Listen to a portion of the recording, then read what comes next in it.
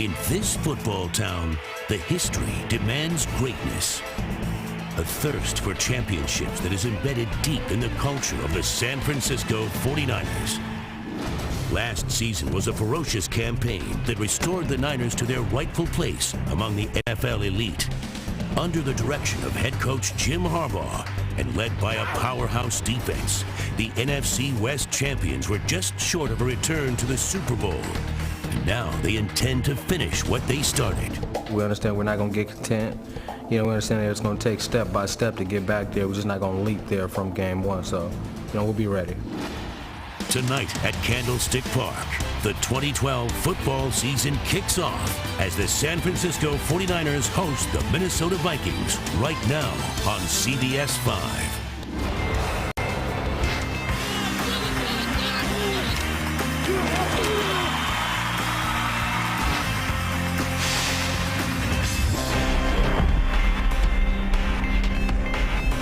'95 was the last time the 49ers went to the Super Bowl, and after coming up just one victory shy of football's biggest stage, the quest begins anew. The 2012 season will end at the Super Bowl in New Orleans. It begins tonight in San Francisco as the 49ers host the Minnesota Vikings. Good evening, everybody. Alongside Tim Ryan, I'm Dennis O'Donnell, and the 49ers are back among the NFL's elite teams. They are so good, in fact, that Jim Harbaugh is going to have to come up with a new strategy because the underdog role isn't going to work anymore. Well, I don't know how much he used the underdog role about halfway through the season last year. Believe me, the other 31 teams knew how good this 49er club was. CAF's AP Coach of the Year in Jim Harbaugh. He is a terrific motivator. He's got a very good staff, and I think playing 15 years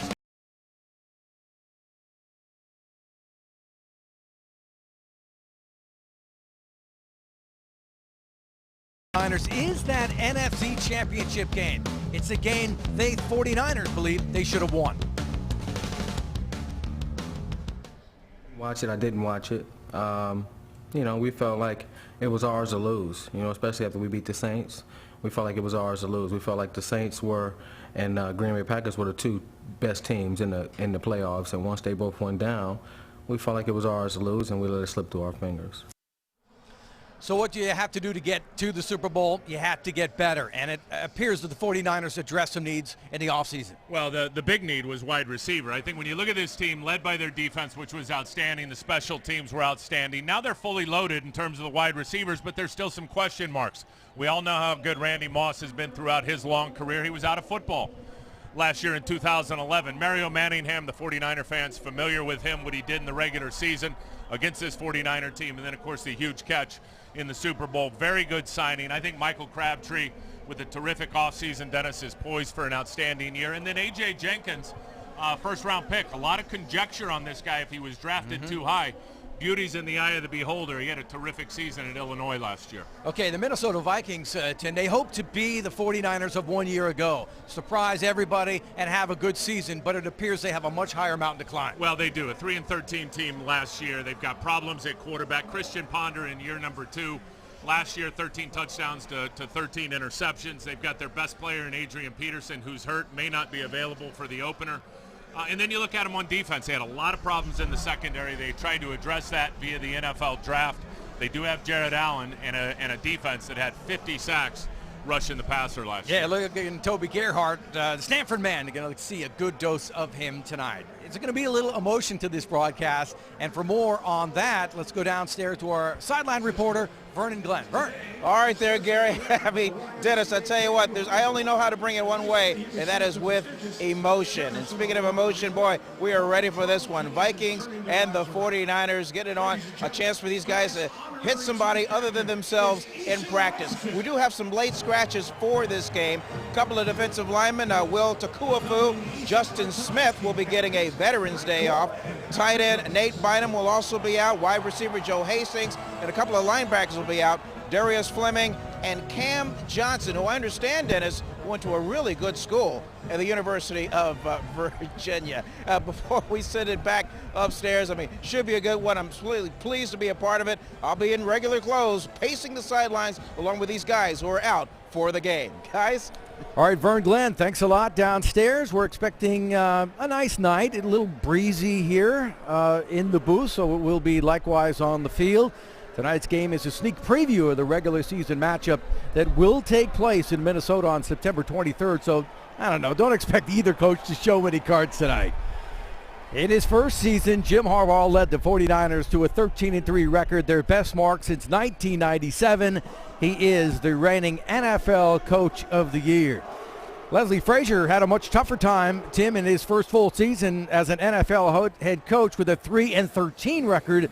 And his defense following the Brett Favre era. This team had a retool, and quite frankly, they're still in the process. Yeah, they absolutely are. And again, the quarterback is the biggest question for this team. Offensively, defensively, the issues were back in the secondary last year. Dennis, they addressed that via the draft, in particular at the safety position. They got a couple of free agents, and they got a new defensive coordinator, Alan Williams, who's got a long history with Leslie Frazier. They coached together with the Indianapolis Colts. Time now for Alexis Keys to the game. Well, I think you look at pass protection. You look at this 49er offense last year. In the 14 games that they won, I think it was 24 sacks they gave up. The 4 games that they lost, it was 28 sacks. And they will have a big task against this Vikings pass rush today. Plays at 20+. I think the big thing when you look at this team offensively is they weren't explosive in the passing game. We talked about the additions in terms of the receivers. We look for the quarterbacks to drive the ball down the field tonight. And then red zone, an area where they were certainly near the bottom of the league last year. And again, I think when you look at Brandon Jacobs coming over from the Giants, you look at LaMichael James via the NFL draft in the second round, and then the upgrades at wide receiver, they should help out down in the money zone, the red zone. How about Giorgio Tavecchio, rookie free agent kicker out of Cal, born in Milan, Italy, walked onto the Cal football team just 3 days before the first game in 2008, and now he's in the National Football League, of course, with David Akers. It may be just that he's getting a look for other teams. Akers got that spot. Yeah, this will be a nice addition for other clubs that will be looking for a kicker. Marcus Sherrill's back deep to receive for the Vikings, and the 2012 season is underway at Candlestick Park. Sherrill takes the ball inside the 10-yard line, across the 15 to about the 17. Now drags his way forward to the 20-yard line. Return of 13 yards. So, Christian Ponder in his second year out of Florida, 13 touchdowns, 13 interceptions. He was sacked 30 times in his rookie season. Really struggled down the stretch and admitted that the 4-turnover game that he had against Detroit in December hurt his confidence. Florida State, Ponder went to, and that game is going to shake anybody's confidence, but he's had a wonderful offseason. And right away, they go to the Stanford, and Gerhard picks up about 3 yards, the 24-yard line, where he's thrown back by the 49er defense, one of the best in the National Football League. Navarro Bowman there with the stop for San Francisco. Well, and they got the two, in my opinion, the best tandem inside linebackers do the 49ers in the entire National Football League, with Patrick Willis, 5 years, 5 Pro Bowls, and then Navarro Bowman. Last year, Dennis, first year as a starter, was named to the All-Pro team. They're the best in the business together. So no gain on second down and 10. So nice job by the 49er defense. Gerhard remains in the backfield, play action. And he's looking downfield, and he's got this man, and that is the one threat that they have on that football team for Minnesota. If Peterson is not in the lineup, a pickup of 52 yards for Burton. Yeah, Stephon Burton, and Ponder looks left, which is a nice job of kind of holding the defense. I don't know what happened with Carlos Rogers. He was clearly in man coverage on Burton right there, and Burton got behind him. If that ball was put out on time by Christian Ponder and laid out in front of the receiver, that would have been a touchdown. Yeah, Burton, second-year receiver, went from the practice squad to the 53-man, and they like his potential. Ponder has time, and he throws, and that one is dropped. Dropped by Jerome Simpson. Let's take a look at the Xfinity starting lineups. Vikings hope that Adrian Peterson will be ready to go by September 9th. In the meantime, it is the Stanford man, Toby Gerhard. And I wouldn't be surprised if they didn't really limit his reps here in the preseason, Dennis. They don't have a viable replacement behind him in terms of a third back. This is the big pick right there. Matt Khalil, third overall pick. You mentioned the sacks. They're going to hope that he shores that up. First offensive tackle taken in the draft.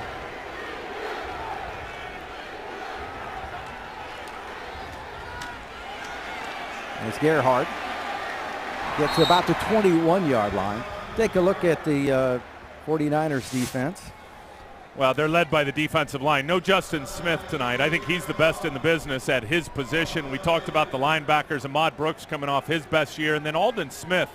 You look at those sack numbers and really trying to make the move as a full-time player, an every down player instead of just a situational pass rusher. And then the secondary, I think, is an area where they want to improve. 23 interceptions last year, but if there was any issues with this 49er defense, in my opinion, it was in coverage.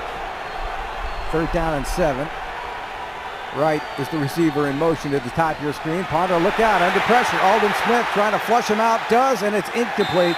Looking for Gerhardt, but threw it at his feet. He had nowhere to go. Smart play there by Ponder. There was nothing doing. Well, he can throw the ball away outside the pocket. Now the ball has got to get past the line of scrimmage. That's one deal, or it's intentional grounding. Aldon Smith coming from the left of your screen from a stand-up position. Terrific handwork. Matt Khalil had no chance. That ball got back to the line of scrimmage. That's the question for me, because if it didn't, that's intentional grounding.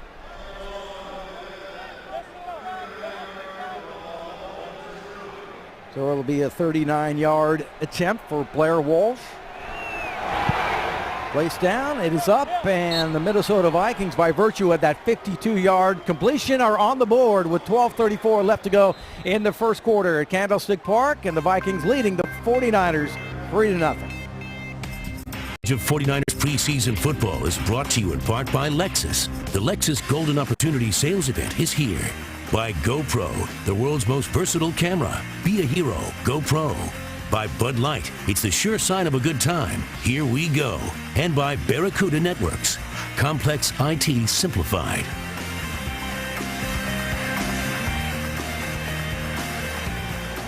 Well, they're all bundled up. As I mentioned, the sunshine's still out here at Candlestick Park, but they're ready for some football. It's unbelievable. You go 20 miles south of here, it's 40 degrees hotter. The linemen are digging this. Nice golf weather down there, huh, Tim? Woo. Yeah. The Rock Cartwright back deep to receive, and LaMichael James as well for the 49ers. Exciting player out of the Pac-12 in Oregon, and big expectations for him. I think some people were surprised him that the 49ers made that pick, because Kendall Hunter is a similar type of football player.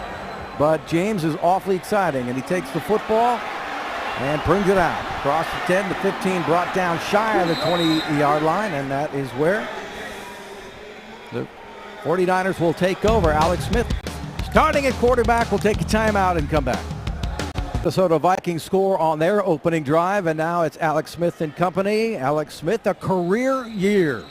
3,144 yards, 17 touchdowns, 5 interceptions, and a career-best 90.7 rating. Well, in 5 fourth-quarter comebacks. That was the beauty of Alex Smith's year last year. Look, Dennis, he managed risk, is better than any quarterback in the NFL, and I promise you, watching a lot of their games and doing some of them, if there was a wide receiver that was running a route and there was a defender that was hugged up to him, Alex just wasn't going to try to slam it in there and risk a turnover. Yeah, you mentioned those come-from-behind victories, the 4 in the regular season, and of course the one against the New Orleans Saints, but those 4 in the regular season tied Joe Montana's franchise record. Pretty good company. Smith, the handoff to Hunter, and Hunter spins around and fights his way shy of the 20-yard line. Here are the Xfinity starting lineups for the 49ers. Vernon Davis coming off a brilliant postseason in his first 2 playoff games. Davis had 10 receptions, 292 yards, and 4 touchdowns. The preseason battle on the offensive line is going to happen at right guard. Alex Boone currently listed at the number 1 right guard on the depth chart. And Jim Harbaugh told me yesterday he is, without question, the starter at right guard right now. Of course, the veteran Leonard Davis is here. Now bounce to the outside across the 30 for a first down. Rock Cartwright, who came over from the Raiders in the offseason, spent 2 years in Oakland, just 4 carries, 45 yards last year, but he's here for his special teams. Watch Joe Staley. He gets slammed in the backfield pretty hard, but it's the block by Bruce Miller and the kick out that opens it up for the big pop. Yeah, nice job by Rock Cartwright. He picks up 19 yards, gets the ball to the 38-yard line, so a first down for San Francisco. Ginn and Crabtree, the receivers at the top of the screen. Moss is in the game, and Hunter not much doing as he just gets back to the line of scrimmage. Take the look at the Xfinity starting lineups for the Minnesota defense. Keep your eye in the battle early. Now, Jared Allen isn't playing, but if he was, it'd be a nice test for Joe Staley. Probably could have had 30 sacks last year if you look at some of the ones that he missed. Yeah, he led the NFL in sacks with 22, just shy of the record. E.J. Henderson was a victim of the youth movement, so Chad Greenway now the leader of the pack at linebacker. And there might be a shortage of jobs nationally, but not in the Vikings secondary. They are really struggled in that position last year. Second down 8. Got a little test up top for Randy Moss at the top of the screen. And it's complete to Crabtree. And Crabtree, a short gain, tackled immediately by Chris Carr, another former Raider. But Crabtree playing in his first preseason game, Tim. And he's coming off of a calf injury, and he had it last week, and he missed, I think, 3 or 4 days of practice. You look at that year that he had last year. This is the number they'd like to go up. The 72 catches, career year. You'd like the average to go up a little bit, but most importantly, you'd like to see Michael Crabtree get in the end zone more. Be third down and 5 for the 49ers. Ball at the 43-yard line. Getting the receiver in motion, and he's looking for Delaney Walker. Now scrambles away, gets away from one man, gets to the 47-yard line, very close to first down yardage. Here's why they trust Kendall Hunter, and it's been a terrific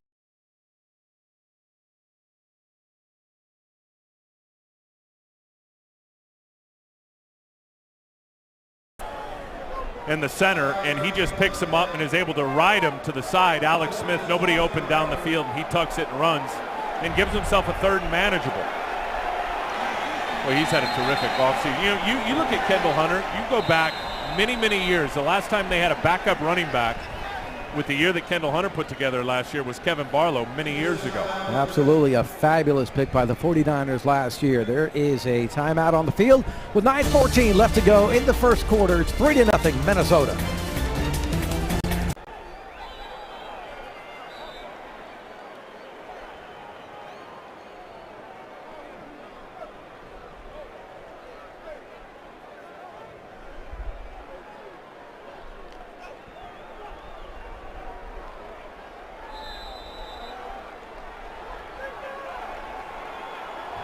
Fourth and 1, the 49ers are going for it. And they pick up the first down. They're in midfield, so San Francisco gamble in the preseason, why not? Brandon Jacobs, 49er addition to the backfield. And this is why he came in, Tim. They needed a short yardage guy who could churn out the 1 or 2 yards, and there he is. Well, he is a beast at 260-plus pounds. Good block by Jonathan Goodwin up front. And Bruce Miller getting a nice look up inside there. You know, Brandon Jacobs, when you look at him, I think the whole knock on him throughout his 7-year career is he runs high. When that guy can get his pads down and cross the line of scrimmage square as he did there, he is very difficult to stop. False start, 76, offense. 5 yards, still first down. Yeah, we do have replacement officials as they try and work out a new agreement.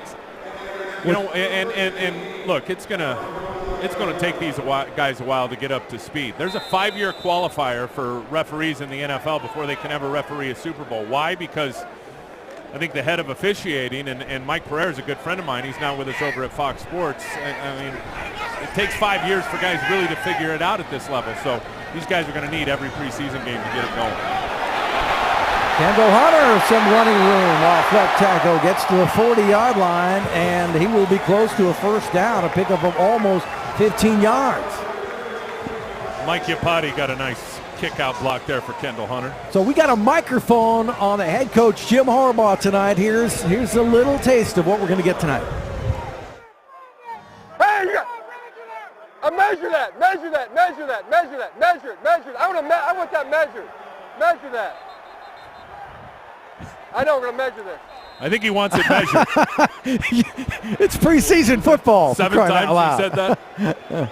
So a gain of 14 yards on the play by Kendall Hunter. So it's second down, and there's the first down by Jacobs. And he's going to get a lot more. Inside the 30, inside the 20, and finally pushed out of bounds at inside the 19-yard line. Jamarcus Sanford may have saved a touchdown right there, pickup of 22 yards. There was one wide receiver on the field. This is classic 49er style. The whole league has gone spread. The 49ers have gone big with the heavy tight end packages. Watch the block down, the kick out. and then the lead up there for Bruce Miller. Red zone offense presented by Barracuda Network. Became the strength for the 49ers last year. Again, I think that's why Jacobs is going to be so valuable here for the 49ers. I don't think Mistrail Raymond, the safety who was trying to fill the hole there, wanted any part of the big fella. So we got a timeout on the field with 7:17 now left to go, and the 49ers on the move on their opening drive, trailing 3-0. Zone numbers, the Niners scored when they were in the red zone, but you see that number down there, 30th in the NFL. That is where they need to improve. Absolutely, and in particular, when you get to the postseason, you got to score points. And field goals are great, and they've got a great defense, and they were able to win a lot of games. The bigger the game gets, when you get to the playoffs, you got to be able to punch those in for touchdowns. Kyle Williams in the game at receiver for the 49ers at the bottom of your screen. Brett Swain, the receiver on the top. Delaney Walker, the tight end in motion. Smith under pressure, and he throws, and he gets it to Kendall Hunter, and Hunter inside the 10-yard line, and close to another 49er first down. Great job by Alex Smith. Great vision by Alex Smith. Alex is terrific at the blitz. You go back and look at his numbers and watch his eyes. Now, this is a jailbreak coming right in his face, and he knows he's got Kendall Hunter, who's going to release right into the hole right there, and a nice catch by Kendall Hunter, reaching out with his left hand to pick it up. Picks up 9 yards. It'll be 2nd down and 1. So impressive opening drive for the 49ers. Randy Moss, this is his zone, Tim. He can throw it up. He can out-jump anybody. And he's at the bottom of your screen. On 2nd down, and it's Jacobs. And he gets the first down. Nice showing by the first-year 49er. Nimble feet. Yeah, you see Jasper Brinkley, the middle linebacker, come flying in there. Brandon Jacobs saw him. Put his right cleat in the ground and made a nice little cut to pick up the first down. He brings a lengthy postseason resume here to the 49ers, doesn't he? Had him in the studio after he signed. He said he really felt that he was wanted here by the general manager, Trent Baalke. 56 touchdowns. Well, first down for the 49ers. Swain at the bottom and Kyle Williams at the top of your screen, and it's Hunter. And Hunter inside the 5-yard line down to about the 3.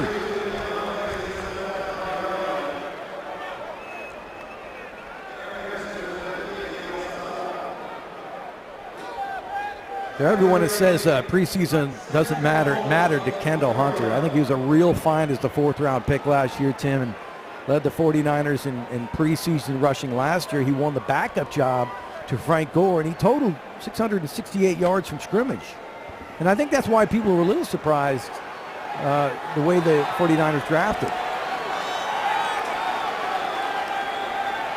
Swain, Walker, and Williams. And they throw it up for Brett Swain, and it's a touchdown, 49ers. How about that? 4th year out of San Diego State. Spent his first 2 years in Green Bay before coming to the 49ers last October. 7th-round pick by Green Bay in 2008. He's got a touchdown tonight. And he just beat a very good corner. There's the matchup in Chris Carr, and he sticks him inside, which means he attacked the inside leverage of Chris Carr.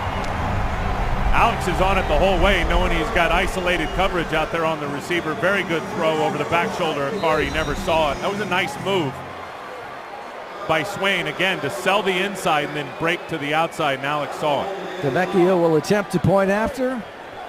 12 plays, 84 yards, 7 minutes and 21 seconds. Heck of a drive by Alex Smith and the 49ers as the Minnesota comes out first. They get a field goal. The 49ers go the distance.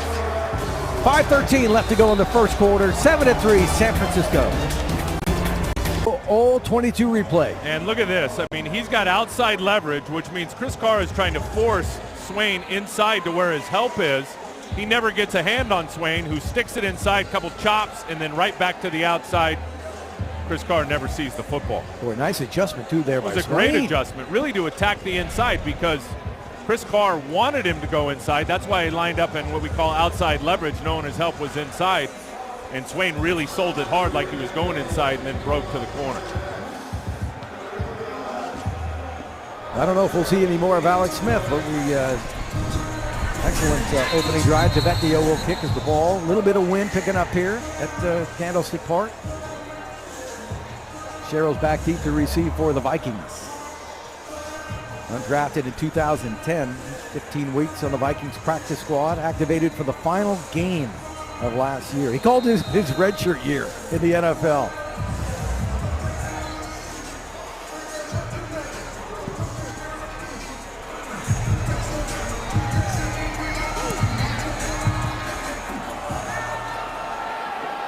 Nice hit by Tavecchio to the end zone. Darrell's going to bring it out across the 20, and he is brought down there. So return of 25 yards, 5:07 left to go. We'll be back. To take the lead, and Jim Harbaugh unplugged. Here's his reaction to the score. Hey, nice running, Rock. Nice running. Come out a little flat. Yeah. Nice job.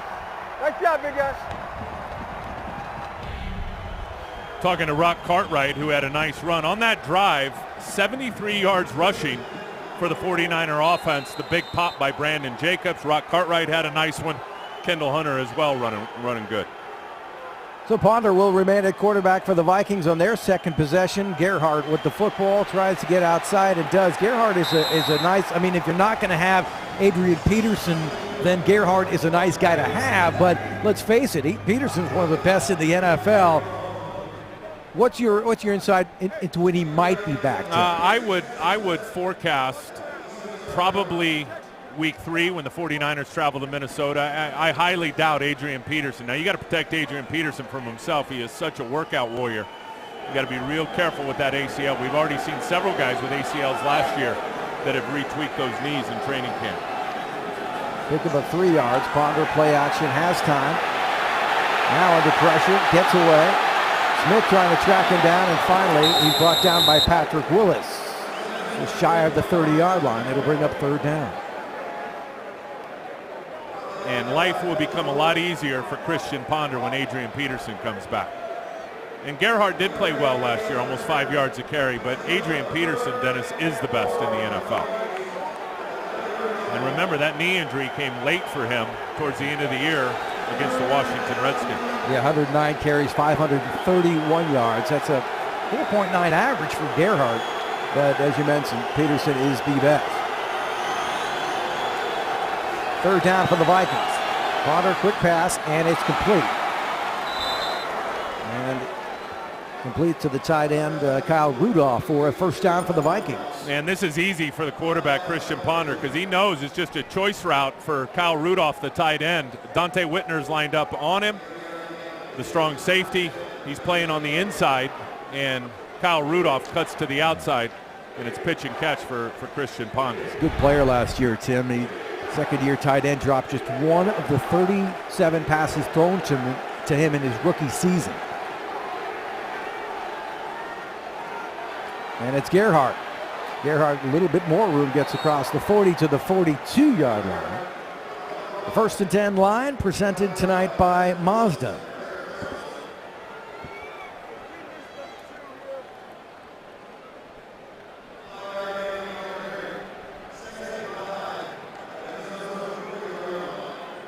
Hard to imagine the 49ers defense, Tim, getting better than they were a year ago as the starters remain in the game, and had a fantastic conversation with Vic Fangio in a meeting yesterday at Niner headquarters.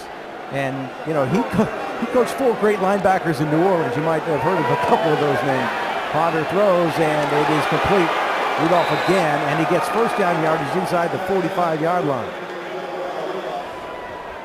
A nice job by the Vikings quarterback as they went down the field with a field goal, and now they're on the move again. And good job in protection. Navarro Bowman comes up inside, and it gets picked up by the running back, actually gets knocked down. And again, it's Ponder to what I anticipate going to be certainly one of his top 2 targets this year, Kyle Rudolph. Well, he needs Percy Harvin, too. Has been an issue with the Minnesota Vikings. Not particularly happy here. And here's Ahmad Brooks, who went across the line. Neutral zone infraction, 55, defense. 5-yard penalty, still first down. You talk Kyle Rudolph in the year that he had last year, the tight end, the second rounder. Dennis, he was coming off a torn hamstring from when he his senior year at Notre Dame, and was really never right for most of the year last year. And I know in talking to some of those guys, really feels like that hamstring is back to 100%. And with the addition of John Carlson, the other tight end, you see a lot of heavy 2 tight end packages for the Vikings. And it's Jenkins at the 33-yard line. He lost the football, but they're saying he was down.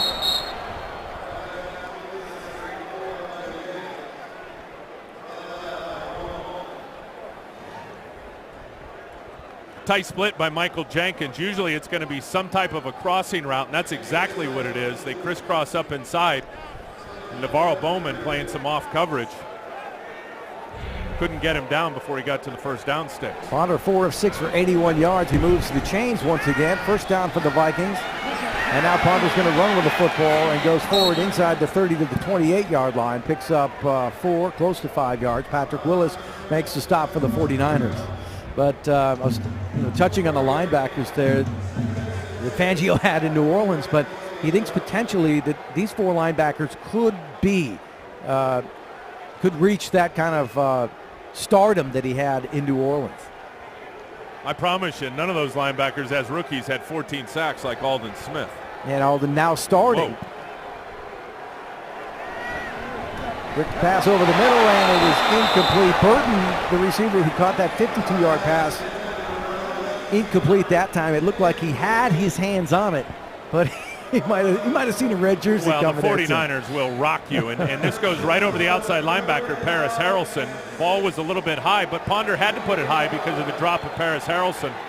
Burton wanted no part of that with those red jerseys. Absolutely ready to clobber him. And that'll bring them third down and 6.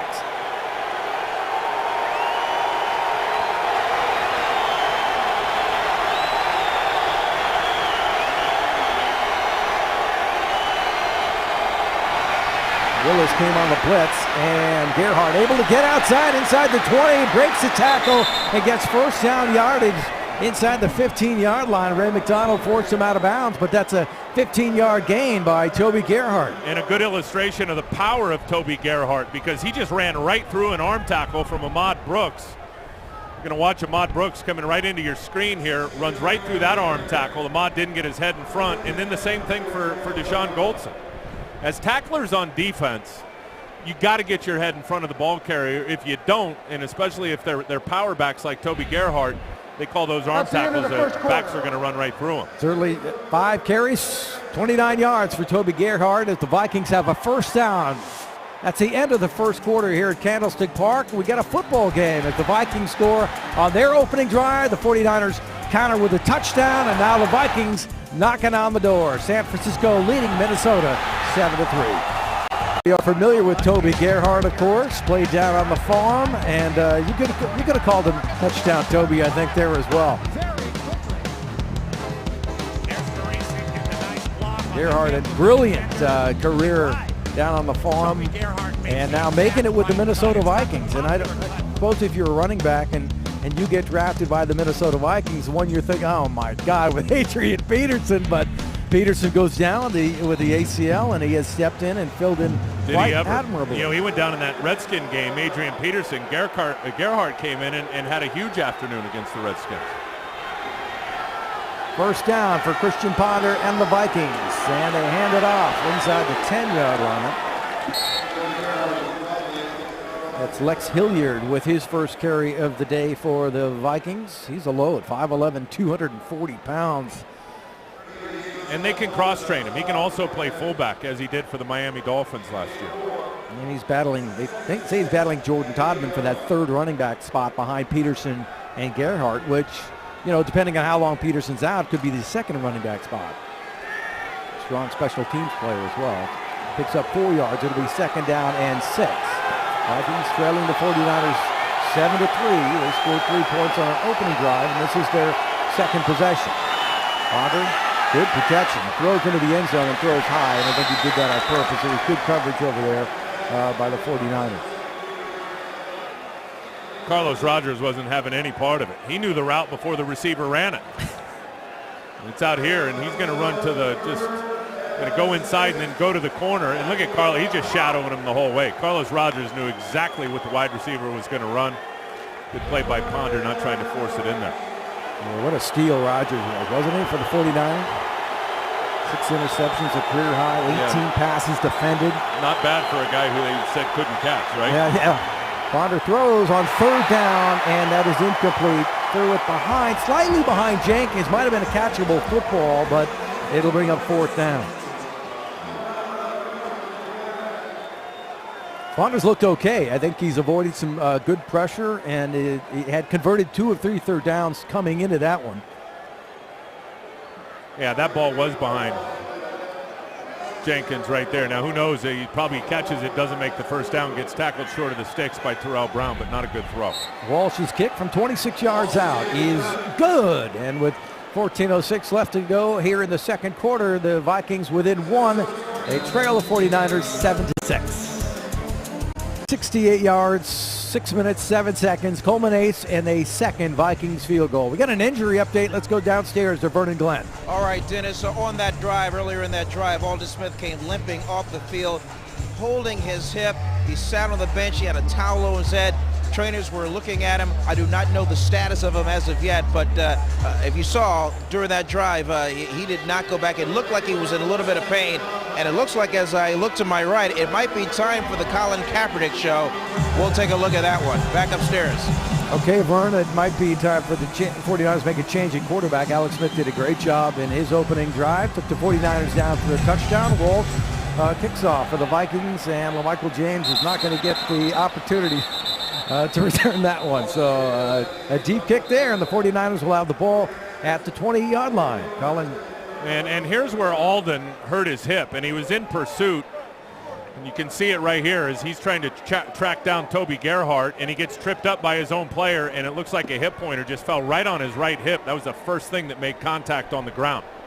See how he got tripped up right there? I think that was Dante Whitner that he tripped over and went right down and fell on his right hip. Yeah, hardly a player the 49ers can afford to lose. Colin Kaepernick in at quarterback for the 49ers, and I think everybody wants to see the progress that the 49ers second-year quarterback is going to have. And LaMichael James with his first carry as a San Francisco 49er picks up about a yard. It'll be second down and 9. I love this. No huddle for Colin Kaepernick. Here we go. Kaepernick, remember, very athletic. He can run with the football, and there he goes. And he's got a first down. Look out. Midfield. Go, Colin. Inside the 30, the 20, the 10. Touchdown, 49ers. 78-yard run. Chris Cook trying to track him down, but he had no chance. Well, and Colin Kaepernick did this in Nevada. And that's just the zone read play, and he's reading the defensive end who bent hard down the line of scrimmage to the run fake, and then it's Colin Kaepernick off to the races and makes a house call. There's a good example of those 4,000-plus yards rushing. You see the defensive end bite down? Colin sees it, and he's gone. Chris Cook, who's in pursuit, now he's going to get the long arm, the straight arm from Colin Kaepernick, and then Colin punches it into the end zone. Very good job there, just actually reading the defensive end and then using his athletic ability to take it the distance. Well, I can't wait to hear the microphone of Jim Harbaugh's reaction on that one. Devecchio to attempt to point after, and it's good. So a thrilling touchdown run by Colin Kaepernick with 13:38 left to go in the second quarter. Okay, here's the GoPro All-22 replay. Yeah, and there's the read right there, the defensive end, Nick Reed, who is going to bite on the run action away. Colin Kaepernick knows right now, see ya, and then gets a very nice block by Brett Swain right there. And as I said, 4,000-plus yards rushing at Nevada. Colin's used to covering a lot of real estate. You're not going to catch him. Yeah, and I think of all the 49er players, he maybe more than anybody was looking forward to this season because they didn't get much time to work out last year because of the work stoppage, Tim, and he had a rough preseason. Well, he came from a pistol offense with a simplified passing game, and it's a whole different animal in the NFL, the Sunday afternoon league. And then when you have the lockout and you don't get in till late and you can't digest the offense, no, I know he's very excited here for year number 2. Really nice person as well. We got to meet with him for a good 20 minutes yesterday and talking about how much he thinks that he's improved coming into this season. And Burton becoming a nice player tonight for Minnesota. Had that 52-yard catch. Nice return there, but we got a flag.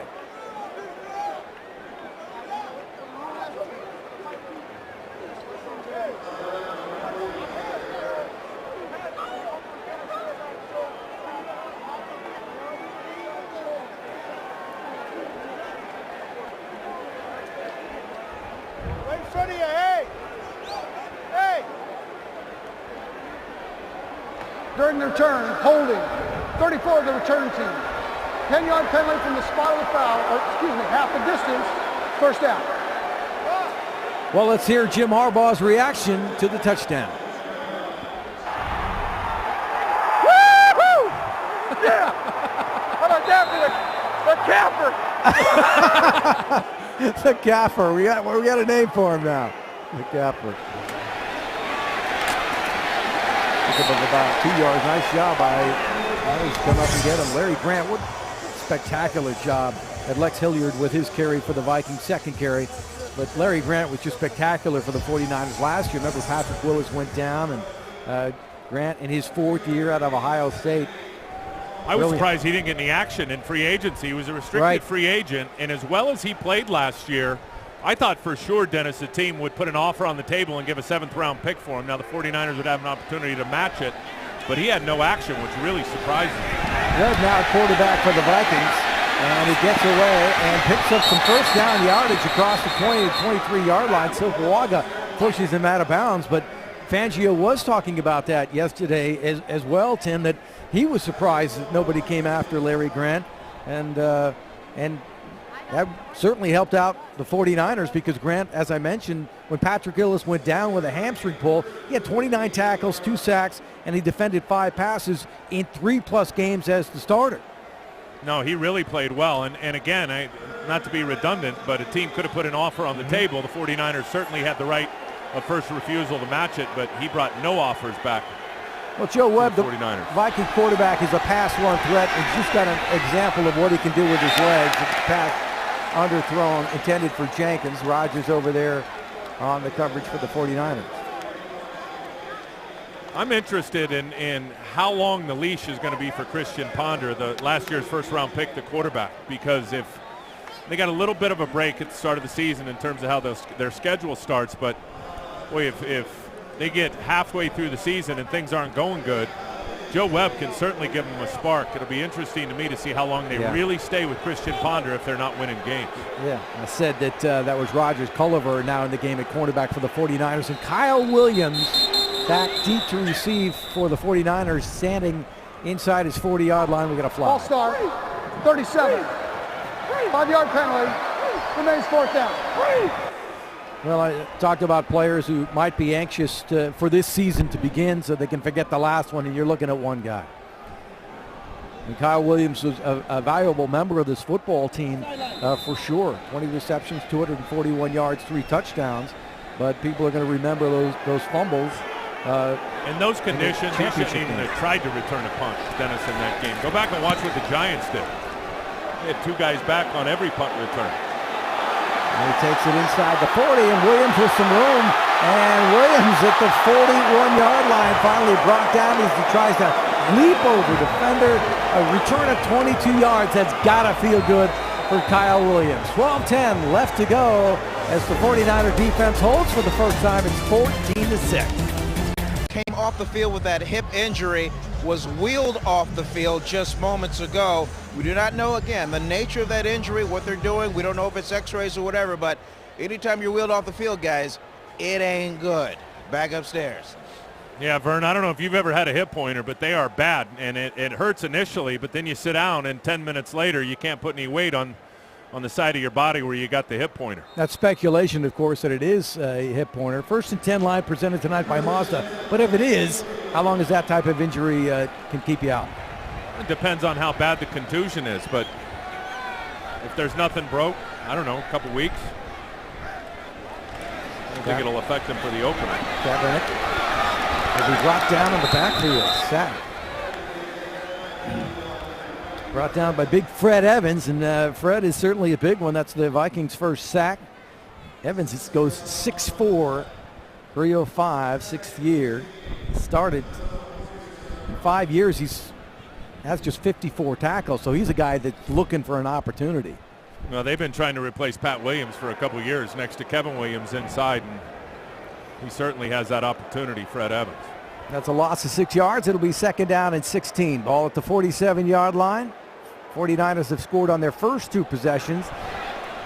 And the pass off to completed to Williams at the 42-yard line. So Kaepernick, the short completion.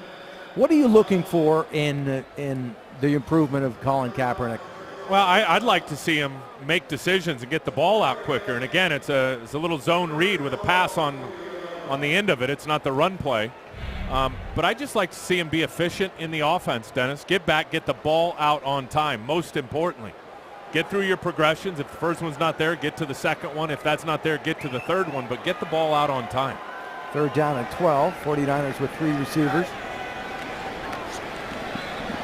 Good pass protection in the pocket, and he stepped up and made lucky that one has been picked off. Well, that was late. That's exactly what I'm talking about with Colin Kaepernick. He did a fine job, Dennis, of stepping up in the pocket to elude the outside pressure and trying to get it to A.J. Jenkins there, but the ball is late. See, the receiver just made his break. That ball has got to come out, and Colin was looking left and then came back to the right, and that was a second late getting the ball out, and you're right, he's lucky it wasn't intercepted. Zachary Bowman was the defender on the coverage. Andy Lee will punt for the first time. Look at that, selected to the Pro Bowl in 3 of the past 5 seasons, and there's no problem with the 49ers when it comes to your punter, your kicker. 9th year. New contract for Andy Lee. Indeed. And that's why right there. Inside the 5-yard line, and the Vikings will have difficult field position. I mean, this guy netting an NFL record 44 yards per punt in 2011, and he goes to the Pro Bowl. And as Tim mentioned, he gets a 6-year extension on a 39-yard kick inside the 5-yard line. Home field advantage has a new home. Join the new stadium waitlist today. Join your fellow 49ers faithful at the new Santa Clara Stadium. Seat selection begins in September. Visit newsantaclarastadium.com to learn more. And I was there yesterday, and probably at 49er headquarters, periodically throughout the preseason, that thing is going up fast. It's ahead of schedule, and team owner Jed York will be with us in the third quarter to talk about that and a little bit about Candlestick Park. Webb in trouble in the end zone, now throws, and it is complete. Good coverage there by Spillman. That ball was just on the money. So he completes it to Deontay Purvis with his first reception for the Minnesota Vikings. Well, that's what Joe Webb can do. A good example of how he can get on the move and on the run, deliver an accurate football, because it was good coverage, as you said, by Spillman. He's going to look left now. Here comes the pressure. He rolls out to the right on the run. Good throw. So first down for the Vikings as they begin bringing some of their second string and third string backs. Lex Hilliard with the carry. Hilliard with his third carry. Last year, 16 carries, 41 yards and a touchdown. Hilliard came over from the Dolphins, where he spent 3 years there. And he picks up 4 yards. Second down for the Vikings. Vikings able to get field goal on their first 2 possessions, stopped by the 49ers on their last one. And it's Hilliard again. Hilliard cuts back, gets across the 20 to about the 22-yard line. That'll be well shy of a first down. It'll bring up third down. Make sure to stick around for our Toyota halftime show coming up. Vern Glenn with a special look at the progress of the new stadium in Santa Clara. It really is incredible. If you're over there and you get an opportunity to look at it. 2 months, that thing's 12% done already. Yeah, ahead of schedule, as we were told by Bob Lang. Came up in the booth before the game. 8:49, clock ticking along here in the second quarter. Glad you could join us, everybody. Tim Ryan, Dennis O'Donnell, Vern Glenn on the field, and the 49ers coming out strong. Webb under pressure and incomplete. DeMarcus Dobbs with good pressure, but he went low. He actually hit Joe Webb below the knee. You can't do that. Now you can reach out and grab him, but you certainly can't lunge with any force. Here's Dobbs wearing number 40. He's going to get tripped up right there. That's actually illegal action, it looked like to me, because he just did reach out and wrap Joe Webb up around the legs. He didn't launch into him. Dobbs, good story, as you mentioned, wearing number 40 because he is listed now as a tight end. He's doing double duty now for the 49ers. Great story. Made the team as an undrafted rookie last year. Kyle Williams had a 22-yard return the last time. And looking for more, this time dragged down from behind at the 42-yard line. Andrew Sandejo makes the tackle. Punt of 42 yards, a return of 7. The 49ers lead 14-6. Young, back to throw. In trouble, he's going to be sacked. No, gets away. He runs, gets away again, goes to the 40, gets away again, to the 35, cuts back at the 30, to the 20, the 50, the 10. He dives, touchdown 49ers. Yeah, came against the Minnesota Vikings, and I think that obviously one of the greatest runs in 49er history, and I've been a big fan of Lon Simmons for a long time. I thought that was his best call that he ever made. And he was a long-time announcer for the Giants and the 49ers, but that ranks right up there. And LaMichael James with the football. Not much doing. Gets back to the line of scrimmage. Tell you a guy I think that might be on the roster bubble, Dennis, is Anthony Dixon, who's a terrific special teams player, the running back, but he's actually going to play some fullback, and he did on that last play, and I think went to the coaches and said, look, the more I can do, if you want to line me up and try me at fullback, let's do it. And that time he was the lead blocker for LaMichael James. Brandon Jacobs back in the game for the 49ers. He's looked good early. Kaepernick throws, and it's complete. Kyle Williams out near midfield, pushed out by Burton, short of a first down.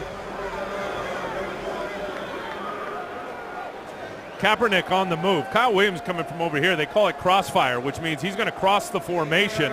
The linebacker peels off of him. The corner's got him in man coverage, and he just can't catch up. Well executed play from quarterback to receiver in terms of the timing. It'll be third down at a yard. And this is Jacobs' territory, isn't it? And he gets the first down. So far, I think the 49ers are thrilled with what they see from their new acquisition from the New York Giants. He's going to be their short yardage guy, and it's working out today. Tyrone McKenzie makes the stop, but moving the chains. Well, they've got over 160 yards rushing already in this game. There's 7 minutes to go in the second quarter. There it is, 3 yards short of 160. $157.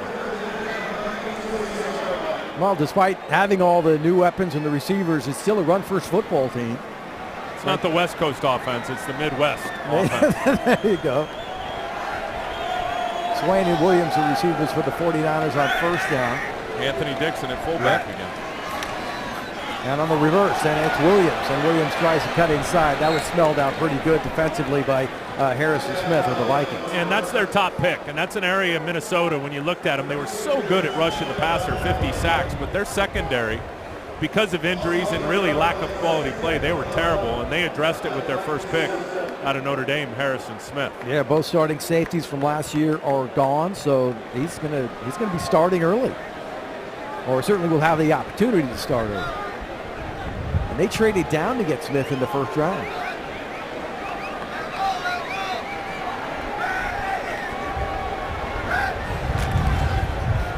And it's Rock Cartwright getting the carry. Cartwright inside, nice move by Cartwright inside the 45-yard line. Nice patience. At the 42, exactly. Yeah. By Rock Cartwright, because that play had nothing written all over it. Watch, here's the left tackle. There's no movement. Rock Cartwright just kind of bides his time, patient, waits for a little crease to open up, and is able to pick up 4 yards. Yeah, in 10 years, he's returned 231 kicks. He's recorded 93 special teams tackles, and he's a good running back. So again, it's a case, I think, for versatility breeds value.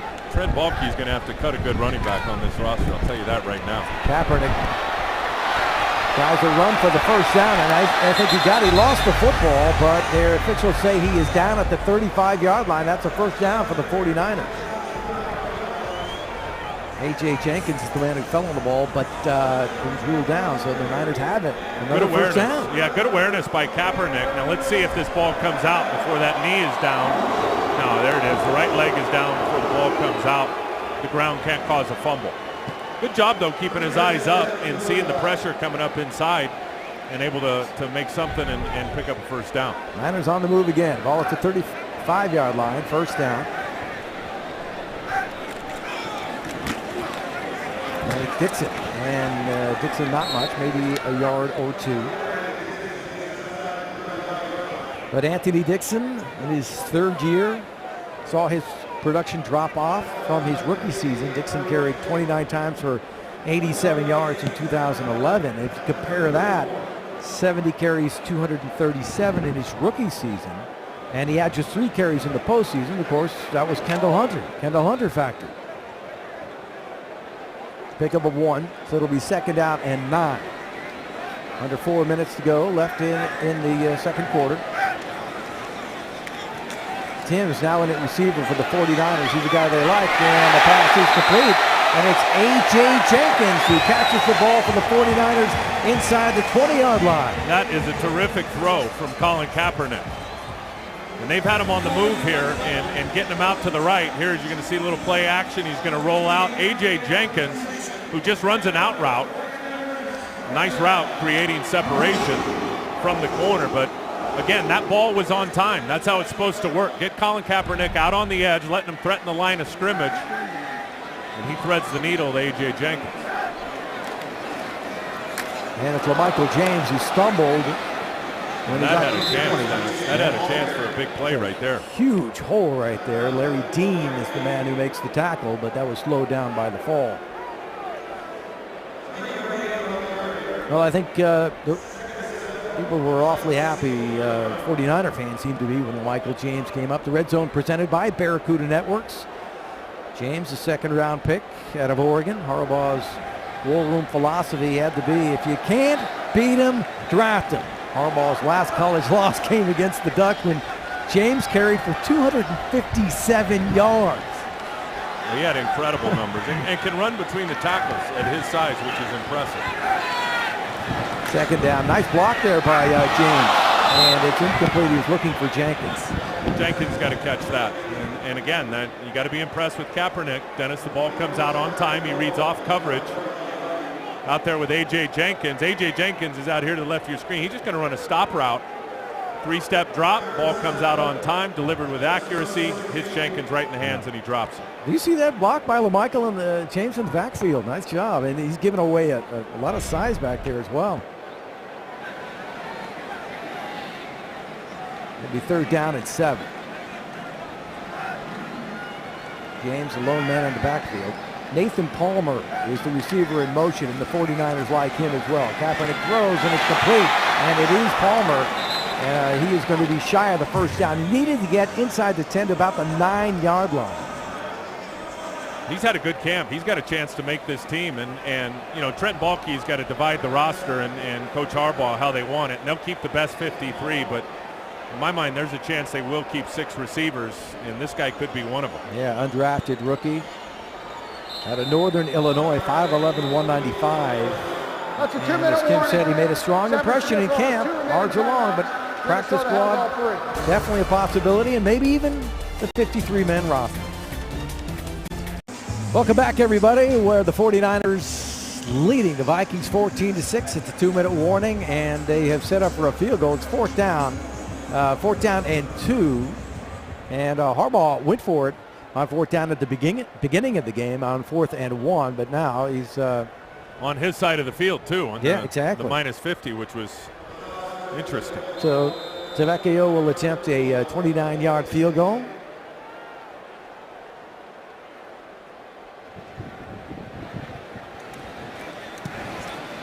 Well, Tavecchio's had a pretty good shot today. The kicker out of Cal looking awfully good as David Akers gets the night off in the first preseason game, and the 49ers tack it on and lead 17-6. And Toyota do the math stat. The 49ers committed only 10 turnovers, 5 fumbles, 5 interceptions in 2011. That tied the NFL's single season record set by the Patriots. And my question for you, Tim, is there's 2 numbers. That's one number. I don't know how you can improve on that. The other is the plus-minus turnover ratio, in which the 49ers led the NFL at plus 28. Yeah, well, those 10 turnovers by the offense, 10 giveaways. There was 38 takeaways by the defense, which is a huge number. And all to me, a lot of that is certainly about their pass rush and their ability to get to the passer, but they're such big hitters. And they knock the ball out more than anybody in terms of forced fumbles. 23 interceptions on the year, but more forced fumbles as a defense than any other team in the NFL during the 2011 season. And Justin Smith was saying he thinks the 49er defense will be better. I mean, because all the OTAs that happened, he said you can actually see the guys coming in, staying here in the offseason and working on the things that they thought they had weaknesses in to be better. I also think Dennis Parrish-Cox is a huge addition to them. Parrish-Cox let go by Denver, and the 49ers have him on the roster now, a former 5th-round pick. Vikings will have the ball at the 27-yard line.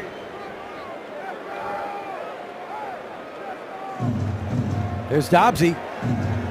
Nice pass rusher last year for the 49ers in reserve. He had a remarkable preseason, and that's where he made the football team. He was an undrafted football player, made it now working on both sides of the ball. And gives him, position versatility, and may allow him to keep another player in another position and only keep 2 tight ends.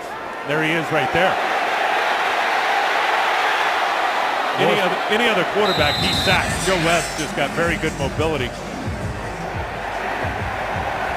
Now the officials are saying that it is grounding. The ball didn't get back to the line of scrimmage.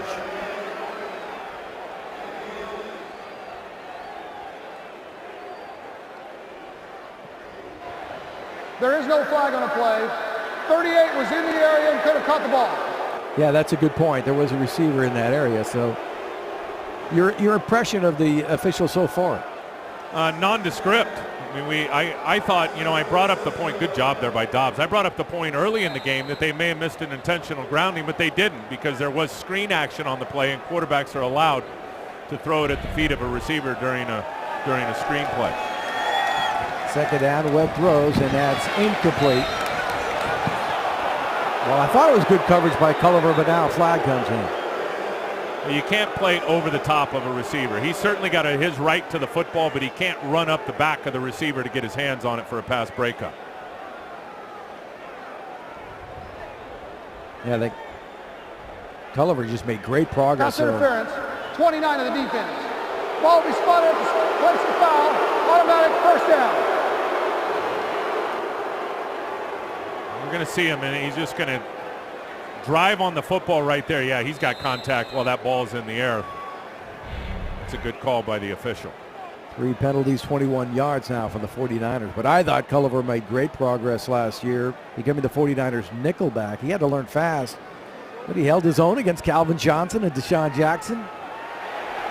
And here comes the Niner pass rush again. Harrelson and Dobbs were in to get him out of the pocket. But again, that athleticism that you referred to, Tim, he turns a negative into a positive across the 40. He picks up about 5 yards. He's a terrific runner, and Paris Harrelson's kicking himself on this one, because as a defensive end, Dennis, and here's Paris, you got to aim for this upfield shoulder, the right shoulder of Joe Webb. You see him as he flattened it out. As soon as he flattened it out on his rush, Joe Webb saw it and went out the back door to the side. And Paris Harrelson, if his aiming point is better and he goes for that upfield shoulder with the help inside, that's a sack. Yeah, instead he picks up 3 yards, second down and 7. Webb throws, and it's complete. Wow, nice job. As Hilliard had the football, but Parrish-Cox, and that's the guy you were talking about, that the 49ers might have got a steal having this guy on the roster. Well, he is big now, and watch his recognition on this quick swing route out there to Lex Hilliard, and he just knifes through his ankle. First charge time of the half. The 1:16. 30-second timeout. 1:16 left to go, and Vikings sensing an opportunity here, but Cox with the 5th-round pick by Denver in 2010. He's looking at this camp, Tim, as a chance at redemption. He's had to overcome legal issues, several of them. He was released by Denver last year, so he was out of football. Former college teammate of Kendall Hunter, but we met with him yesterday, and he talked about the things that he's been in trouble with, and seeing this as a maturation process. He's gotten through this stuff, and he's ready to play football, and I think the Niners are happy to have him here. And you look at the size of him, and we call it big nickel, where a lot of people will play with an extra safety, and they call it big nickel. Well, you can keep him on the field and all your nickel stuff against the big 2 tight end packages and get away with it because of his size. Webb, look out, he's not going to get away this time. It's Dobbs and Ricky Jean-Francois. Paris Harrelson, and Jean-Francois. I think he was going to step up, And then Ricky Jean was right there. San Francisco. That's their second charge timeout of the half. Will be a 30-second timeout. Good job keeping his eyes up on the quarterback and is able to shed the offensive guard and get in the face, and then he gets the quarterback and then gets some help from Paris Harrelson from the backside.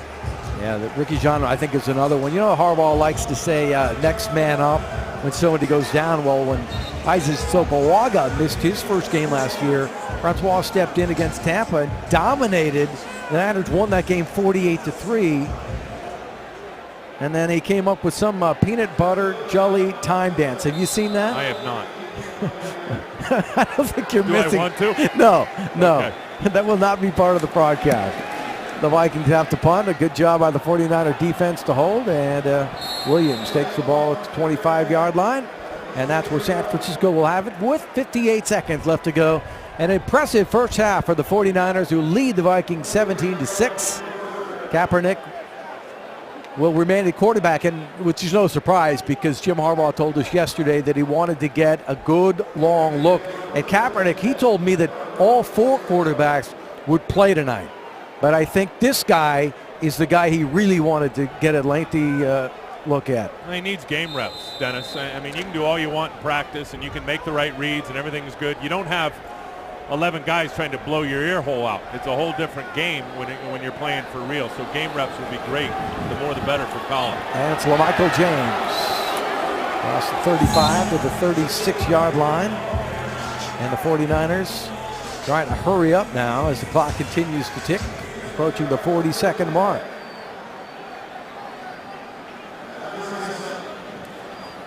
And it's LaMichael again. Oh, the fake, excuse me. And that was such a good fake. It had me going. And Kaepernick kicks across the 40 to the 44-yard line. Shy of a first down, and the clock stops with 32 seconds left. Third and final timeout of the half. A 30-second timeout.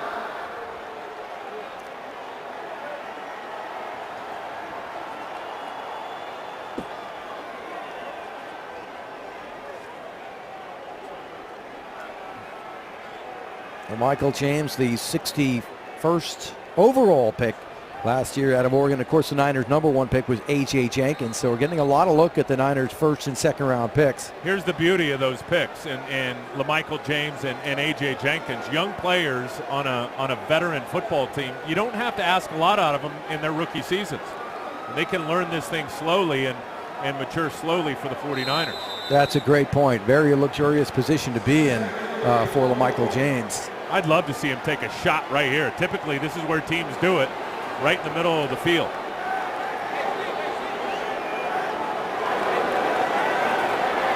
And Kaepernick throws, and it is incomplete. He was looking for A.J. Jenkins, who was well covered by Sherrills over there. With 27 seconds left, it'll be third down. Can you imagine being A.J. Jenkins and having an opportunity to learn from a guy like Randy Moss? 14 years in the league, and everyone has always thought of Randy as just a go-route guy that just runs down the sideline and you throw him the deep ball. He is so bright in terms of his football intelligence and has so much to offer all these wide receivers Absolutely. here in San Francisco, and especially the young guys. He's given his advice to Randy Moss's advice to Jenkins is treat your body like a new car, as well as showing him all the routes and things. And that will do it for the 49ers, who cannot stop the clock. Cartwright carries the ball for San Francisco as they'll try and get off one more, and they stop the clock after they picked up the first down. So with 11 seconds, they go one more. Well, you love the situations. They can get all these opportunities, but I love the big fella right here. Leonard Davis signed not long ago, 11 years in the NFL. Dennis, he's got his weight down to 355. And he just chews up the defensive end who tried to cross his face, which really created a nice little gap there for Rob Cartwright. You talk about guys giving advice. Leonard Davis has done that with Alex Boone, and of course Alex Boone is the first string player, but Leonard Davis has a lot of good advice to give, so he's doing the same thing that Randy Moss is on the offensive line. So Kaepernick trying to hit Pater here as the seconds tick away, and it's Rob Cartwright at the 40-yard line. And this time I don't believe Kaepernick will be able to spike the football. No, he will not. as time runs out here. That's the end of the first half. In the first half, a very impressive one for the 49ers, and I think Colin Kaepernick showed some growth. A great possession for Alex Smith as the 49ers are leading the Vikings 17-6. And let's go down to Vern Glenn with the coach. All right, Coach. Wow, looked like you picked up where you left off from last year. What do you have to say about this performance by this team in the first half? I'm just excited watching our team play again, and young guys, individuals that are making, making statements. So mainly we're just going to have data after this game, and to analyze and have a foundation to move forward. That play by Colin Kaepernick, wow, just like you drew it up on the board? Yeah, and I love the way he finished the run, too. He finished it. Great job by A.J. Jenkins finishing on the catch on the boundary. A lot of good things. We'll go in here at halftime, see if we can do some good things here in the second half. Okay, have a great second half, Coach. All right, almost 200 yards of rushing in the first half alone. That was impressive. Back to you upstairs. All right, Vern, thanks a lot. It is 17-6, the 49ers over the Vikings at halftime. Stick around. When we come back on the Toyota Halftime Show, Vern Glenn will show you the progress of the new stadium in Santa Clara.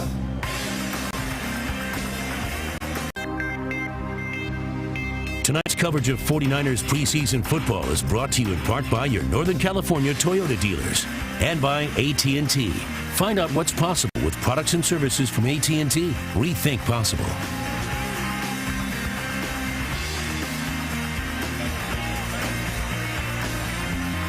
Welcome back, everybody, to Candlestick Park. It's my pleasure to welcome in the booth president and owner of the San Francisco 49ers, Jed York. And Jed, thanks for coming in. And thank you. I know the season didn't end the way you wanted to on this field, but is this a nice beginning to a new season, which many feel the 49ers can go to the Super Bowl? It's one day at a time for us. I don't want to echo Coach too much. You sound like Jim Harbaugh. But that's what it is. And we're played okay in the first half, but there's still a lot of things we need to correct, and that's what preseason's for. Dennis, you got to ask better questions. You're the master of the obvious. Yeah. Hey, are you the low-hanging fruit? Going for it, bro? What's up with that? Yeah, I like it. It's a Friday. Kind of let the beard go. Looks good on you. Hey, how'd that feel? Seriously, the way that all the great success last year, and then the way that it ended. Well, I don't know that a lot of folks expected us to get to where we were. I think internally we expected to be a playoff team. We expect to compete for a Super Bowl year in and year out. And when you don't win the Super Bowl, it's never a good feeling. But you still have to celebrate the fact that you got back to the playoffs. You had a great home playoff victory, and you were a couple plays away from representing the NFC in the Super Bowl. So you have to celebrate that fact, but you also can't dwell on it. You need to move on. You need to move past 2011, and we're trying to be the best football team we can in 12. Do you love the upgrades at wide receiver? I mean, we all know one reception to the wideouts in the NFC Championship game, and here comes Randy Moss and Mario Manningham and the first-round pick, A.J. Jenkins. You got to create competition everywhere, and that's what we're trying to do. I was listening to you guys earlier on, and you're talking about some of the running backs, and there's another position where we've got a lot of great competition this year, and there's going to be a lot of roster spots that are fought for special teams and guys that are looking to be starters, and that's a good thing to see all of them come running back on the field. Absolutely. Yeah. That was a scare. You're looking at Scott Tolzien in his second year out of Wisconsin. Spent last season with the Chargers. He went 16-23 for 226 yards and a touchdown against the 49ers. Days later, he was cut, and Harbaugh jumped on the opportunity to sign him. I remember that game with Balky watching Tolzien, because we liked Tolzien a lot. We were hoping we were going to get him as an undrafted free agent last year. And he was not happy to watch him light us up in a Charger uniform. I bet Norris kicking himself for letting him go, especially when their backup, Charlie Whitehurst, got hurt. The stadium, it's unbelievable just being down there in Santa Clara, and is it 12% done already in 2 months? The way that thing's erecting quick is pretty unbelievable. I don't know about percentages, but we're moving pretty quick, and the steel's going up. We expect to have the first row of steel, the first 100 level done very soon, and I can't express how awesome our construction team has been, the construction partners. And they're flying right now. It's great to see. How did you inspire those guys, Jed, to be able to get that thing done before the 2014 season? Completion bonuses help. That's a good inspiration. But I think in real terms, the guys, most of them are local guys, small local companies, and they're 49er fans. So when you have guys that can tell their kids and their grandkids that they helped build the 49ers stadium, you can just see it. You can see their passion. And our superintendent is a field general. He's just awesome, Dave Maisel, and he's got everybody running. And I mean, you can just see it. It's a well-oiled machine. Cartwright gets the ball up to the 35-yard line. I know it's going to be exciting. That thing is scheduled to open 2014. Yes. For the preseason as well? Yes. Okay, fantastic. Now, what if they don't get it done? Is there a little rebate? You mentioned the incentive and the bonuses. If they don't get it done on time, are there a little payback? Well, depending on how it works out, but we're hoping that we have to give them the completion bonus. Nice drive by Tolzien. Second down for the 49ers. You get to see the nice fog coming in right now in August. This is your San Francisco summer weather, isn't it? It's all right. In the new stadium, it's about 40 degrees warmer. Jed, one of the concerns that I do get from 49er fans a lot is that the fans who have been around, since the 60s with season tickets and 70s, and they feel, they can't afford to renew their seats in Santa Clara. What options do some of those loyal 49er fans have?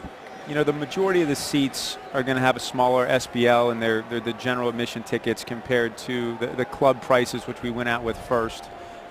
We want to make sure that we sit down and talk to every single season ticket account holder and let them have the opportunity to get their seat or a similar seat in a new building. And if they don't like their seat, they want to try to move, they don't like the pricing, they don't like the options, they're going to then have the opportunity to look at different seats after we get through. But we need to be very conscious to give people the opportunity to have their seat moving forward. And they just need to be patient, and please, come down, talk to a representative, and we're going to do everything we can to make you feel comfortable and give you options to be in the building. So every fan is being heard. Yes. Excellent. It's not easy to get through 16,000 season ticket holder accounts and have a discussion, but that's what we wanted to do. We want to make sure that before we get to the wait list and those folks, that everybody that's been with us in Candlestick for a long time has the opportunity to come down. Garrett Selleck with the reception. Boy, Tolzien's put some nice mustard on that ball. That's what I like about Tolzien, Dennis. He can read a defense and deliver it on time, and that was a terrific throw on a crossing route to the tight end Selleck, who makes a nice catch and then fumbles the ball right there as it pops out, but he's able to recover it. Let's see if it comes out before he's down. No, his right knee looked like it was down before the ball was stripped out. Jed, talk about the fan experience here for the next couple of years. You still got a few years left here at the Great Candlestick. Talk about some of the changes you guys are going to make in terms of the fan experience here. And I don't know if you've seen the new season ticket holder playbook that we sent out to everybody.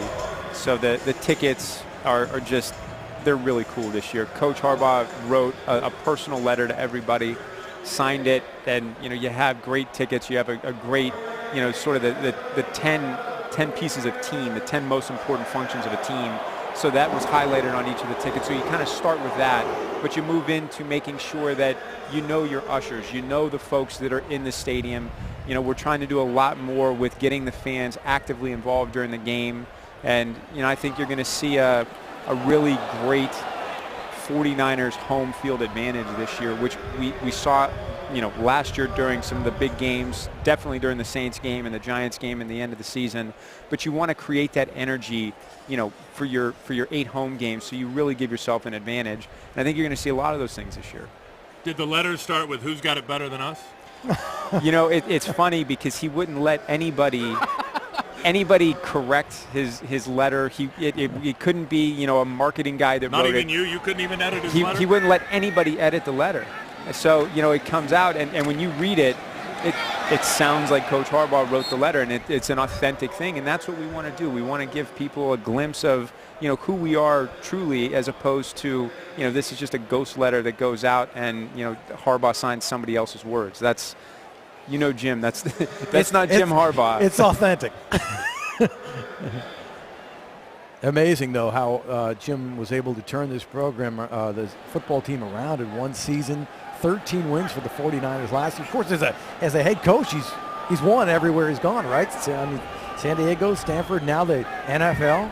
Well, I think that's one of the things when you hear people talk about, Tolzien held in there. He knew he was going to get hit, too. got to catch that. Well, that safety came from no man's land on Tolzien right there, and you're right, Dennis. He held in there knowing he was going to take a shot and threw a good ball, and Nathan Palmer just flat out dropped it. Watch the safety come flying in here late. Tolzien knows he's going to take a shot. I think Nathan Palmer is looking at the end zone. He definitely took his eyes off the ball and was thinking about running before he secured the catch. But just when you're talking about Jim, I mean, he's a guy that, you know, you look and say, well, college coaches aren't successful in the NFL. Jim isn't your typical college coach. He wasn't coaching at the typical, you know, top-tier schools. You look at what he did at San Diego. You look at how he turned around Stanford. You know, those are the things that you're looking for. That's the character you're looking for in a leader, and he's been able to do that with us. Absolutely.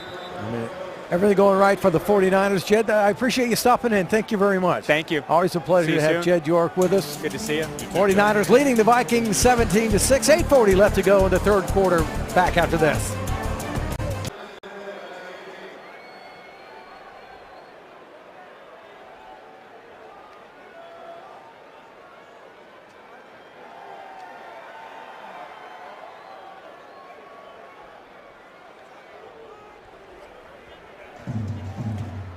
Welcome back, everybody. 17-6. The 49ers leading. 8:40 left to go.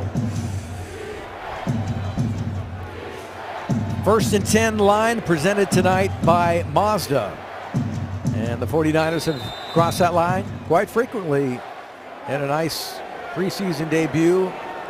And I was mentioning, I think Kaepernick, I mean, you look at that game, the opener in New Orleans last year compared to this one, Kaepernick much more comfortable than his rookie campaign.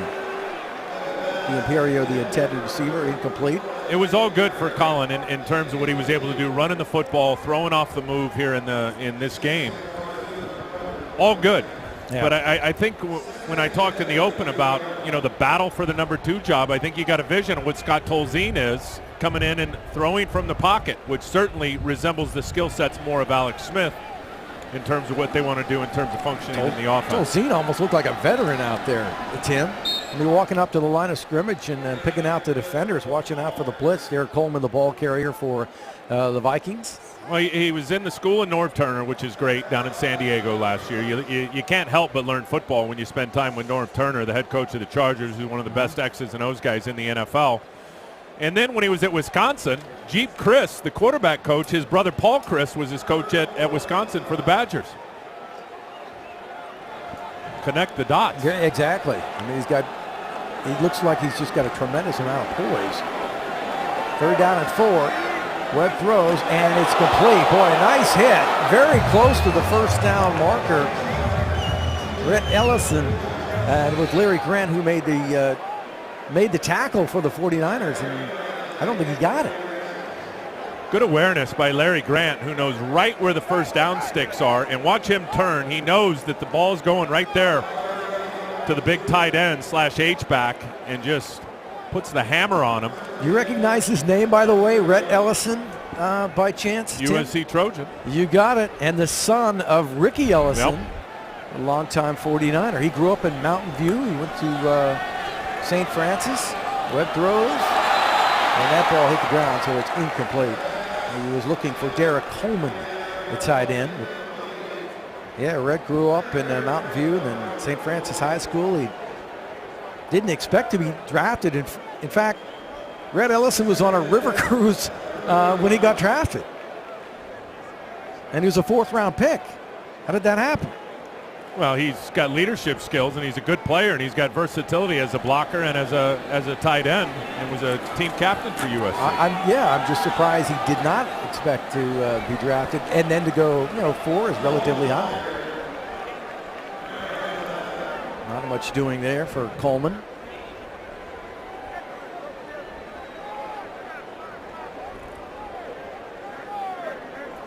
Rhett Ellison, I don't know if his dad's here tonight, watching his son's first football game. Boy, Ricky was a heck of a linebacker for several years for the 49ers. And also a USC Trojan himself. Why do you keep bringing up USC? Because they're ready for a national title, bro. That's why. It's time. Well, at least they can finally play in one. Be nice. Okay, Webb in trouble, and it gets away. Dobbs trying to trace him down now, and he throws it away.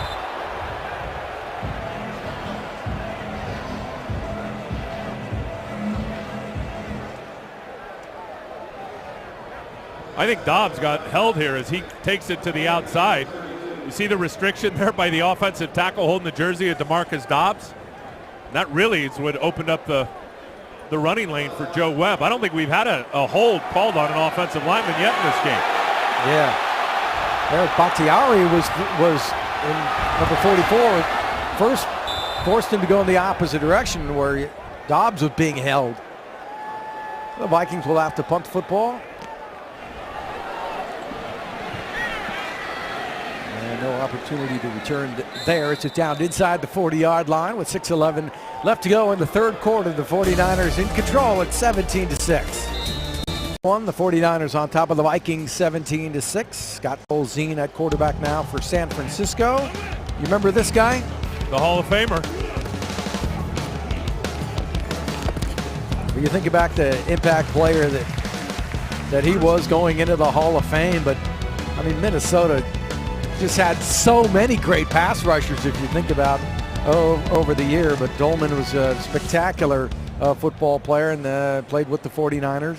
Looks like he could still play. Also played with the Atlanta Falcons. But when Minnesota locked into him and they drafted him as an outside linebacker, and about a year and a half into his career, there was an injury at defensive end, and he went down and put his hand down in the dirt, and the rest is history with over 150 sacks. And he would wreck quarterbacks in terms of the forced fumbles once he got there. Well, growing up a 49er fan, I still remember the Purple People Eaters.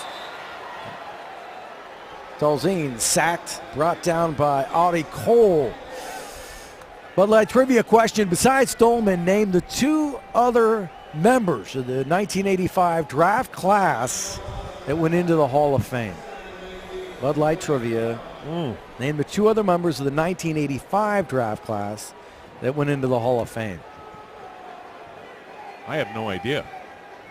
I know you. You're just making everybody wait. You've already seen the question. You know the answer, and you're going to pretend like it just came out of nowhere. Well, I think I know one of them. Yeah, I mean, wait. 66. 5-yard penalty. Still second down. Yeah, one of them is fairly obvious if you've been around the 49ers any period of time. Joe Looney called for that. Looney, a rookie fourth-round pick out of Wake Forest. He suffered a foot injury at the Senior Bowl, underwent surgery, and wasn't activated to practice until July 31st. Might be a little bit behind. Second down, 24 after the sack. So the 49ers going backwards a little bit now with the backup offensive line. Start. 69. 5-yard penalty. Still second down.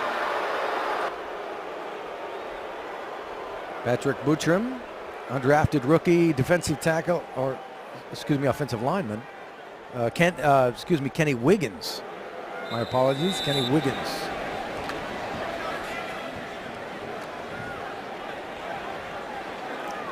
So now they're backed up even farther.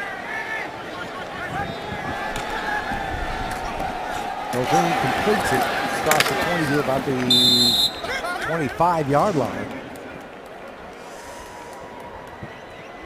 And gets Conrad Ruland. And that's the Stanford product who spent last year on the practice squad. Showing blitz, the Minnesota Vikings, then they bail out. Tolzien sees it. He's going to get the ball out quick to Conrad Ruland, and the defense is right there to get a tackle for a minimum gain. Tim, I know last year you may recall, Ruland really showed he had good hands. In fact, somewhere along the line he got the nickname Garbage Man because he caught everything thrown his way. Third down and 22. Tolzien over the middle, and it's Ruland again. The Garbage Man across the 30 to the 36. He will be shy of the first down, well shy by about 10 yards, and the 49ers will have to bring the punting unit on. Well, you know, in his mind, he's thinking, if I can collect the garbage in the preseason, I can collect the garbage in the regular season. Can I make this club?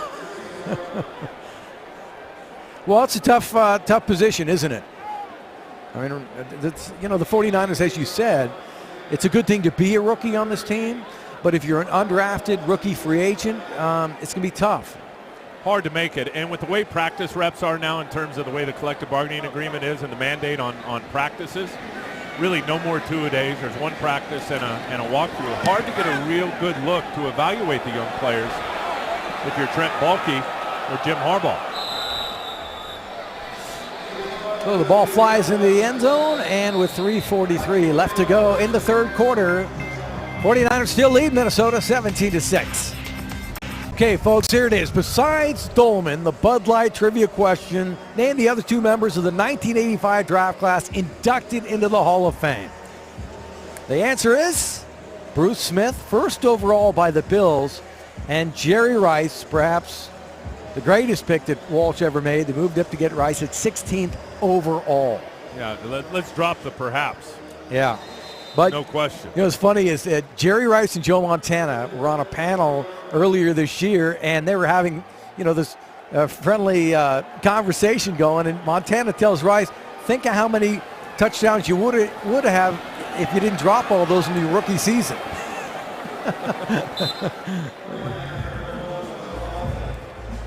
Spectacular career by number 80. Number obviously retired by the 49ers, but you know, he took over for Freddie Solomon, was the receiver, and the Niners won the Super Bowl.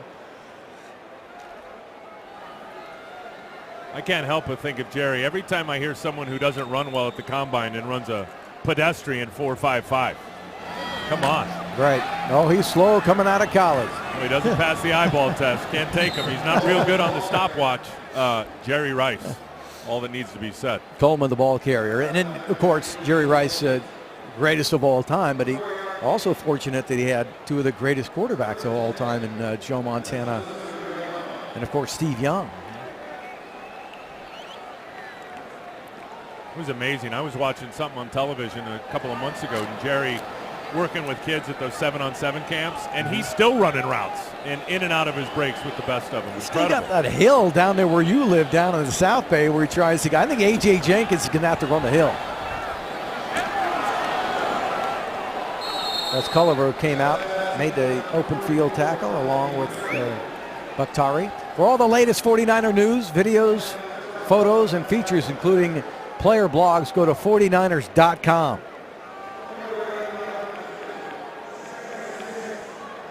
These guys do a great job on 49ers.com, by the way.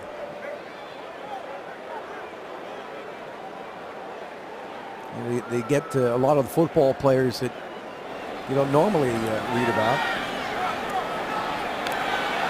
Webb under pressure. Oh, he's showing some signs of his ability, his elusiveness there. It gets across the 35, but again, smart not to throw the football. Good coverage downfield.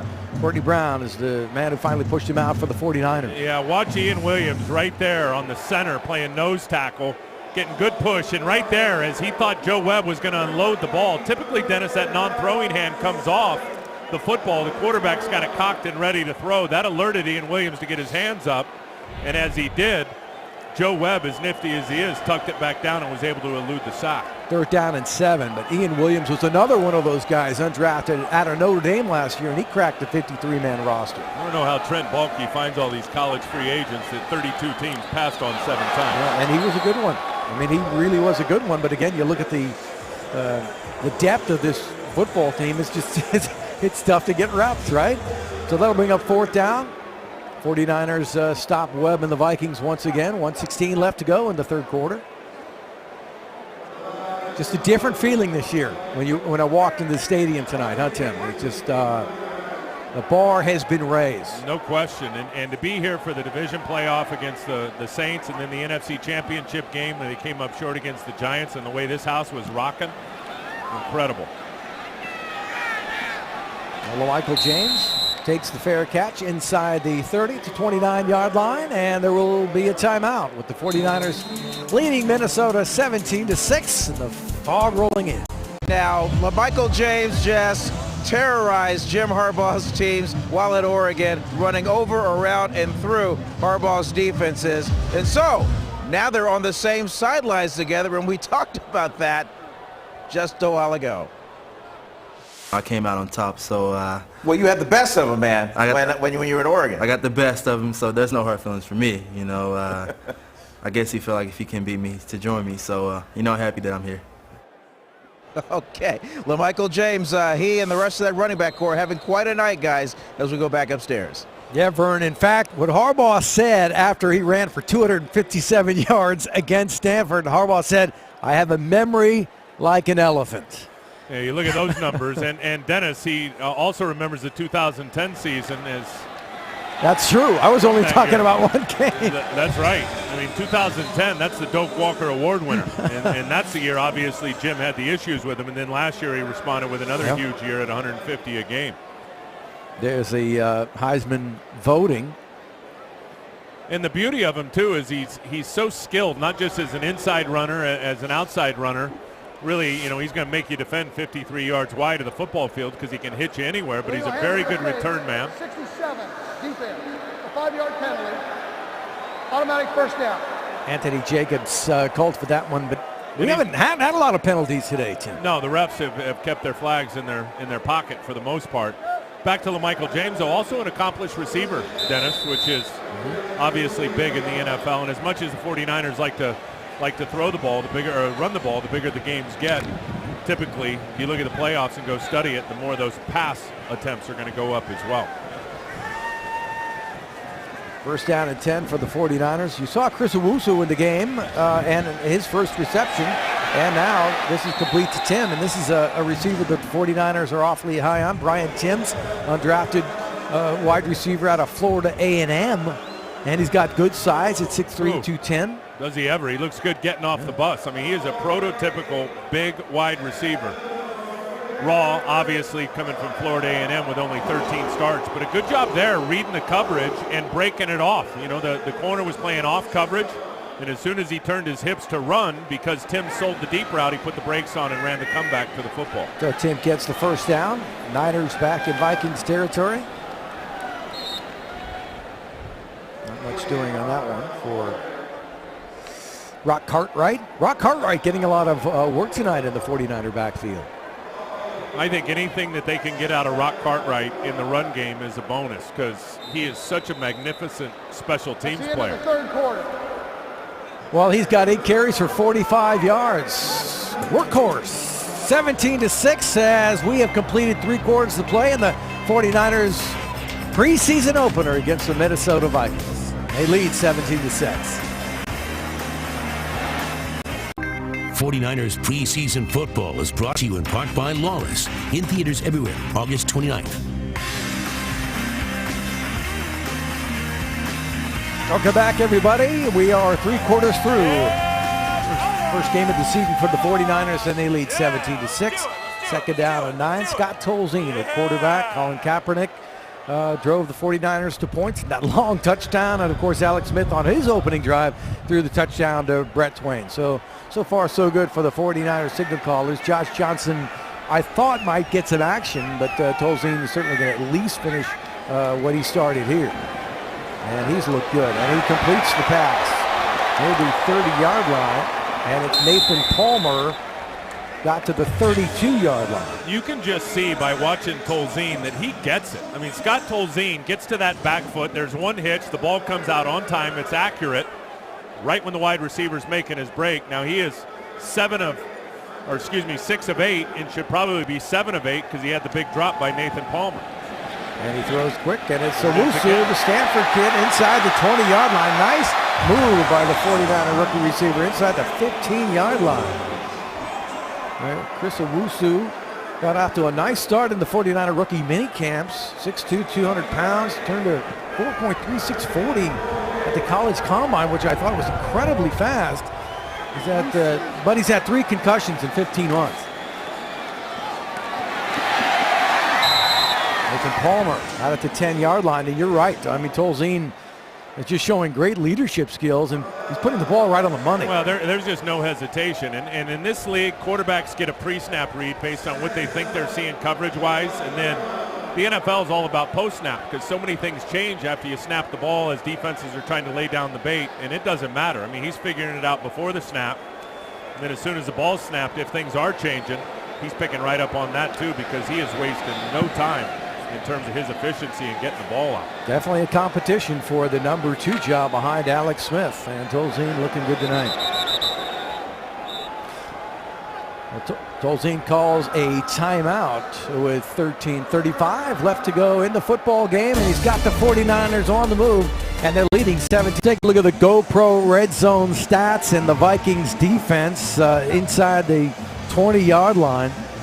And it's an area where Minnesota struggled. And Tim has talked about their defensive secondary, but 29 touchdowns in 54 possessions, 15th in the NFL. Yeah, middle of the road. Yeah, not bad, but they have made, this is definitely a defense in transition. Very good up front. We didn't see Kevin Williams or Jared Allen tonight. I think they're very good at outside linebacker. All the question marks really are at middle linebacker and in the secondary for the Vikings. Rock Cartwright continues to be the workhorse of the 49er offensive backfield. Well, Scott Tolzien, when he watches the tape, he is going to be sick. I want you to watch the tight end right here who goes over the middle of the field. Tolzien looked that way but had the screen called backside the whole way, and Rulin was so wide open there was not a defender within 10 yards of him. That was an easy touchdown that Tolzien missed. Instead, it'll bring up 3rd down and 7. Tim's at the top of your screen. Cartwright in the backfield. Tolzien under pressure, throws, and it's intercepted. He was hit as he threw the football, and across the 15-yard line,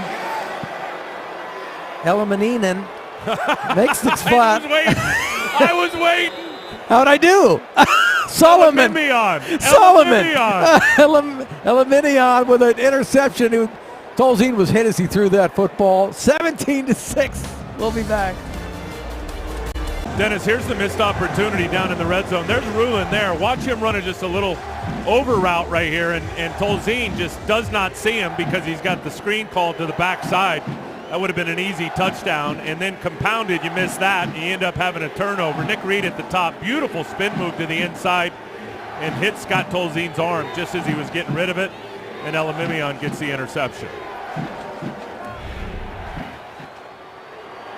Well, the 49ers' first turnover of the night, and the ball at the 16-yard line as we have another change at quarterback for Minnesota. The handoff goes straight up to the 20-yard line. But they will bring in McLeod Bethel Thompson. 49er fans and Bay Area fans might know this guy. Went to Balboa High School, eventually to Sacramento State, played for the Sacramento Mountain Lions, and he was in the 49ers camp last year. Finished his season on the Dolphins practice squad. Gain of 4 yards, 2nd down and 6. The fog really rolling in. Maybe Minnesota's offense can blame the fog. They had 18 yards in the 3rd quarter. Yeah. There's a fumble. Walkie and Lucy appeared to get it back.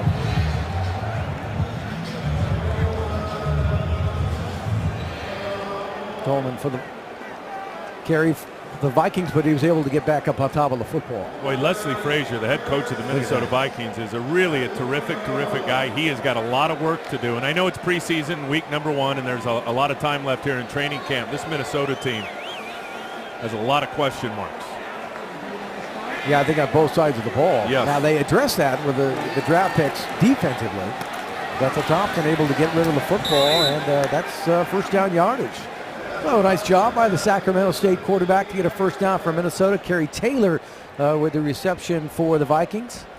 The nephew, by the way, of 49ers great John Taylor.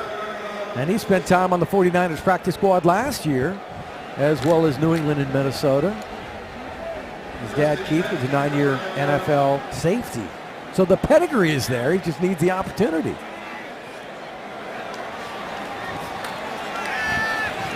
Bethel Thompson throws. Oh, he threw it into coverage there.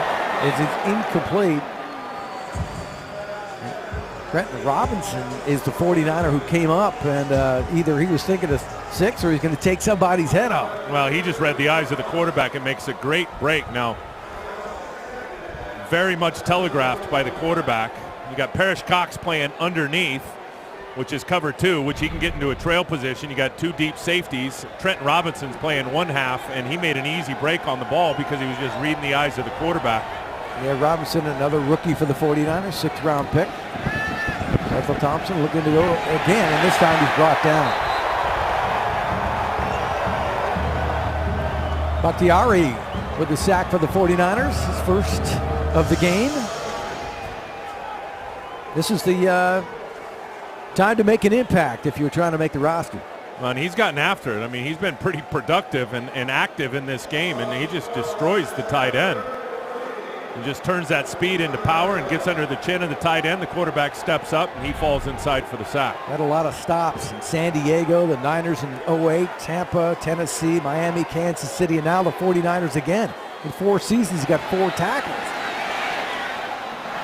And that's a nice pass, and it's complete inside the 50 to the 47-yard line. Kerry Taylor with a nice grab for Minnesota in 49er territory, a gain of 28 yards and a first down. Darcel McBath, I don't know what happened here. If he just had his eyes in the backfield, it looked like he did, and just lost track of the receiver who was running behind him. Did you see his feet stop as he was peeking into the backfield and took his eyes off the receiver, who slipped right in behind him as he was really kind of flat-footed in the intermediate zone. Ball to 47-yard line. Bethel Thompson looking again, and he throws, and that is complete. So he's doing a nice job. And I'm not sure the officials ruled Reisner down. And that's why he got up and tried to tack on a few more yards. It's a first down nonetheless. Second-year tight end out of Iowa who caught just 1 pass for 5 yards in his rookie season. But Bethel Thompson going right through the 49er defense right now. And that was his second read, because his first read was the eligible receiver who was being covered by Bakhtiari. Very good coverage. Well, there goes the red flag. The ruling on the field is the player was not down by contact, able to get up and run. So that's what Harbaugh is challenging. And a first red flag test for the replacement officials. So we'll have a timeout with 9:14 left to go. Vikings on the move. They trail 17-6. Clear cut. Reisner was down, touched by Darcel McBath. But what's interesting, and what the NFL's doing this year, when the plays are under review, and here it is, you're going to see McBath come touch Reisner on the shoulder right there. He is down. Even he knows he's down. He gets up, and the sideline tells him to run, so he takes off. But what the NFL is doing in plays under review is whatever's being played to the official under the hoodie, when he goes under the hood in instant replay, in every stadium around the NFL, Dennis, is being played on the Jumbotron at the same time.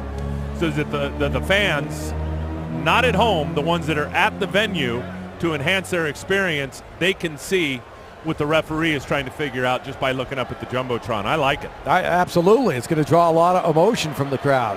When the player went down, he was touched by the defensive player. The ruling on the field is reversed. It'll be 1st and 10 Minnesota on the 33-yard line. San Francisco will not be charged with a timeout. So nice call by Jim Harbaugh, albeit that was low-hanging fruit. That was pretty obvious. You are a master of the obvious. So the ball marked at the 33-yard line.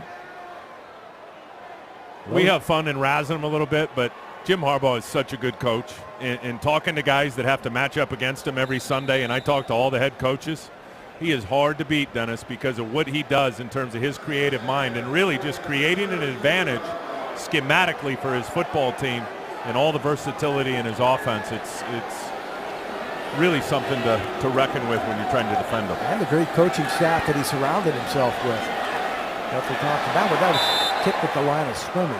Collectively, maybe the best staff in the NFL. Brad Seeley, the special teams coach, assistant head coach. Brad's, in my mind, the best in the business. I don't think you'll find many defensive line coaches better than Jimmy Tomsula. There's Seals right there. Brad Seeley, the special teams coach. Jimmy is outstanding. Tomsula on the defensive line. Coach Solari on the offensive line. Vic Fangio, great success, Dennis, wherever he's been. I think Greg Roman, probably the most underrated guy because nobody knows anything about him. Yeah, came over from Stanford with Jim Harbaugh, 49ers offensive coordinator. Second down. Michael Thompson, look out from behind, and down he goes. So Bakhtiari really making an impact. Well, I love when a guy can finish when he's unblocked. I mean, this is Oh, he was blocked. He just went around the offensive tackle. Look at that hand usage as he just flipped the hands up of the offensive tackle and then got to an edge. And that's the whole thing. I mean, so many guys in this league can beat somebody at the point of attack, Dennis, but once they get to the edge, they can't finish. Bakhtiari has already shown tonight with 2 sacks that he can finish. 49ers come on the blitz, but the 49ers pick it up and the ball is complete. No, now they say incomplete. Parrish Cox was over there on the coverage, and he was trying to hit Jarius Wright, the rookie 4th-round pick out of Arkansas.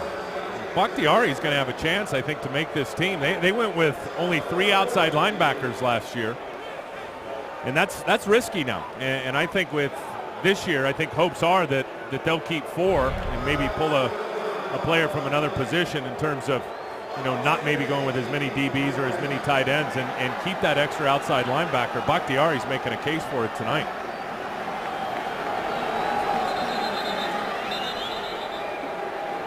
Timeout, Minnesota. That's their first charge timeout of the half. Will also be a media timeout. Well, and that means us. 8:14 left to go in the football game. 49ers leading. Innovative move of the game, presented by Nissan. And here's the Nissan innovative move of the game, and it belongs to Colin Kaepernick. Got the block from Brett Twain, and he was down. Chris Carr had the chance to get him, but Kaepernick was not going to be denied. Not this time. Talked about the 4,000 yards he ran in college, and showing a little bit of his athleticism right there. He thought he was going to get caught there for a second, and then long arms Chris Cook. I love the timely call by Greg Roman. I bet you if we went back and watched that tape, 1 or 2 plays before that, he saw the defensive end crashing on the run game away and said, zone read, perfect play for this situation, and then Colin just executed it perfectly. And that punt will be down inside the 5-yard line, so 49ers will start with difficult field position. It looks like Josh Johnson is now going to come into the game at quarterback for the 49ers. 39-yard punt. Tough way to start for Johnson. 8:04 to go in the game, first preseason game. Audie Cole, a rookie from North Carolina State, is wearing a microphone provided by the Vikings Entertainment Network, and here's what it sounds like. I got Ellison. Who are you? What are you, tackle? Yeah, right tackle. Okay, hold your water. Yeah, I saw him.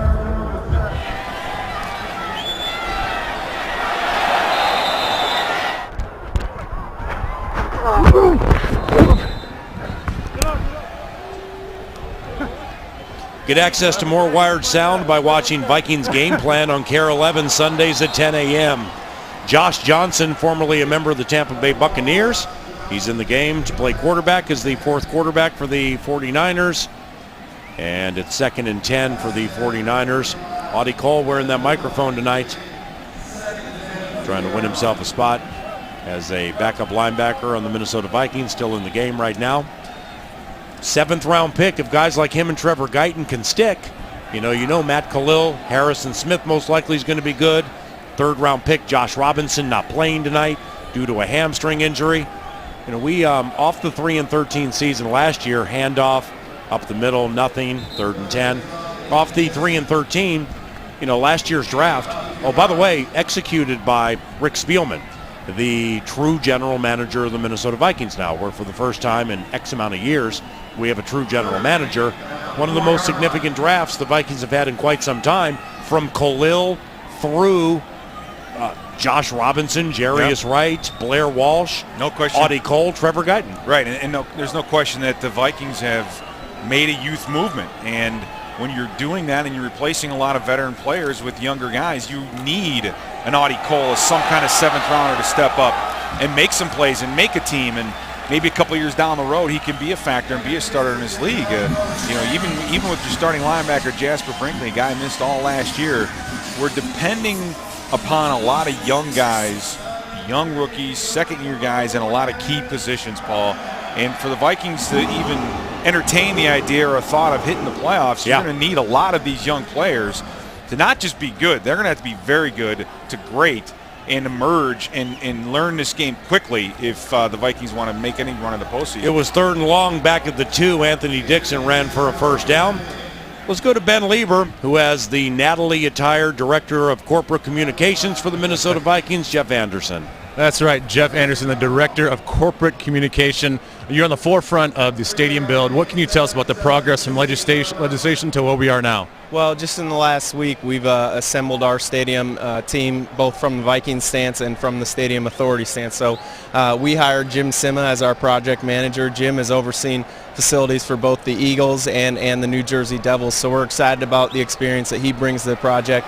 And then on the Stadium Authority side, they brought in Hammes Company, a company from Wisconsin that has done a lot of facilities around the country. So we're excited about the team we put in place. Now it's about bringing an architect on and starting the design process. Now I understand you guys had a chance to go down to the 49ers' new facility down in Santa Clara.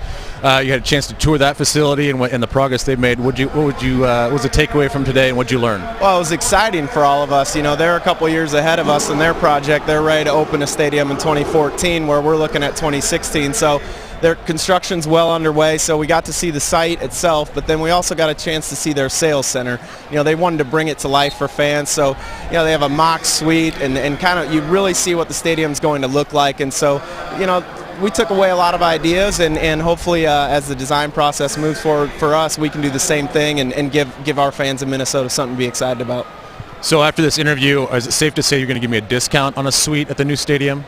I'll leave that up to Lester Bagley, since, you know, that seems more of a decision for him. All right. The always dapper Jeff Anderson. The Lieber Luxury Suite section at the new stadium. Sounds like a winner, just like Anthony Dixon heading to the left side across the 40 on 2nd and 8. 5 minutes to go in the game, 17-6 49ers. Pete Bursich, Paul Allen, Ben Lieber, simulcast. It's a 2-yard gain. Corey Paredes in on the tackle, a backup linebacker for the Minnesota Vikings. We're pretty much down to the 3s and the 4s right now, correct? No, absolutely. These guys are, you know, they're out there, they're trying to make a squad, and you know, they deserve that right. These guys have worked hard all preseason. They've been, you know, most of the time when the offense and defense are running plays, they're running look teams and learning on their feet, learning on the go, and having to learn in meetings. Josh Johnson rolls out to the right, fires to the right, and it's caught at the 45-yard line. It is caught by Chris Owusu, undrafted rookie from Stanford, gain of 9.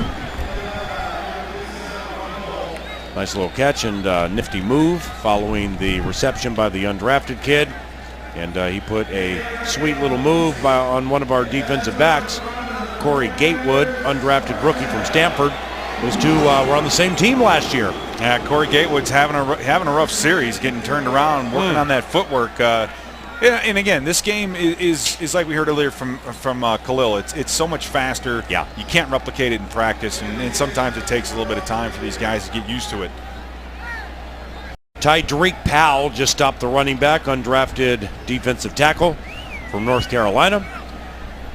Audie Cole, rookie from North Carolina State, mic'd up by the Vikings Entertainment Network, also in on the mix.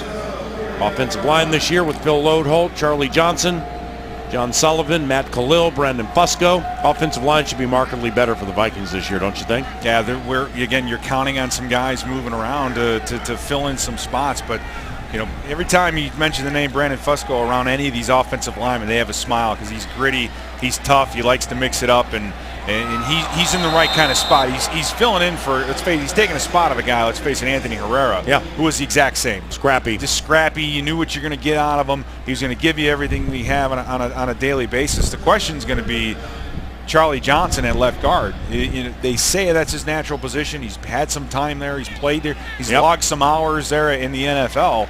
But with him there, next to Matt Khalil, kind of telling him what's going on, how things are going, we'll look good. And Sullivan, he's just been constantly good. Just saw John Sullivan on the TV. He's our man in the middle, got a big contract extension last year.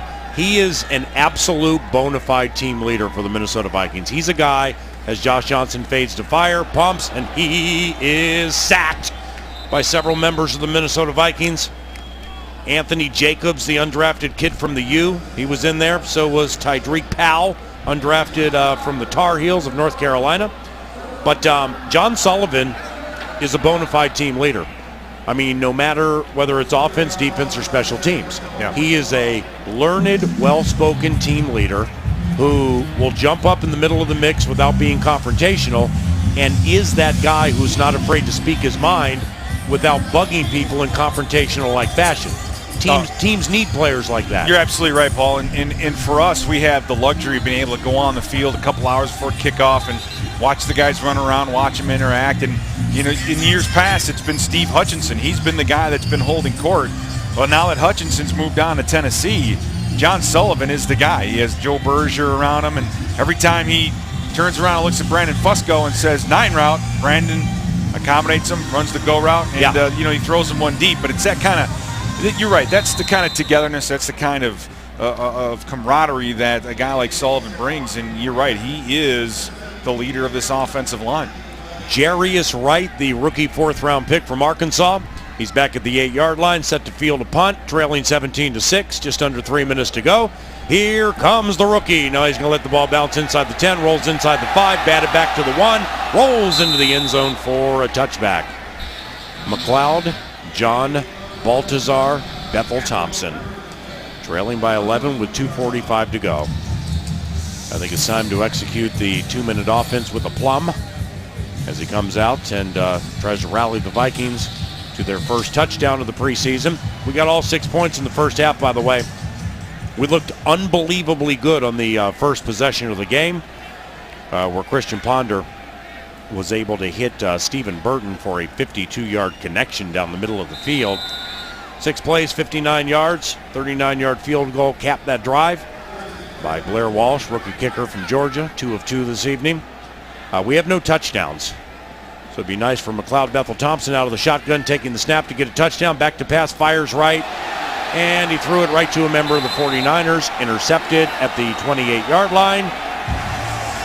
And the 49ers have turned over the Minnesota Vikings. That's Parrish Cox jumping the route of my guy. Jeez. Yeah, just a timing route on the outside, and the ball delivered a little bit late. And so for McLeod Bethel Thompson, he's expecting the wide receiver to come back, Jarius Wright, to come back. And, you know, as a rookie, you can't give up on that route right there. You can't just stop. You have to continue to come back to the quarterback. Yep. So you're learning in a lot of different ways. And for Wright, I'm sure he's getting George Stewart's all over him like a cheap suit right now, trying to correct that mistake. Bills at Mall of America Field a week from today. Single game seats available at Vikings.com.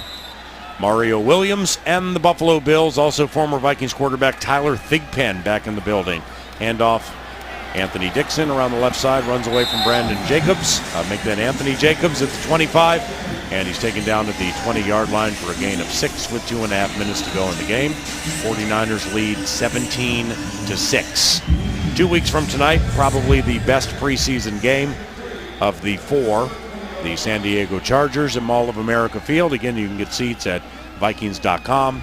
San Diego Chargers with Robert Meacham, a key free agent acquisition from the New Orleans Saints. Phillip Rivers, Ryan Matthews, and maybe the debut of Adrian Peterson. I'm completely guessing on that, but if he is to play in the preseason, that game would seem to make the most sense.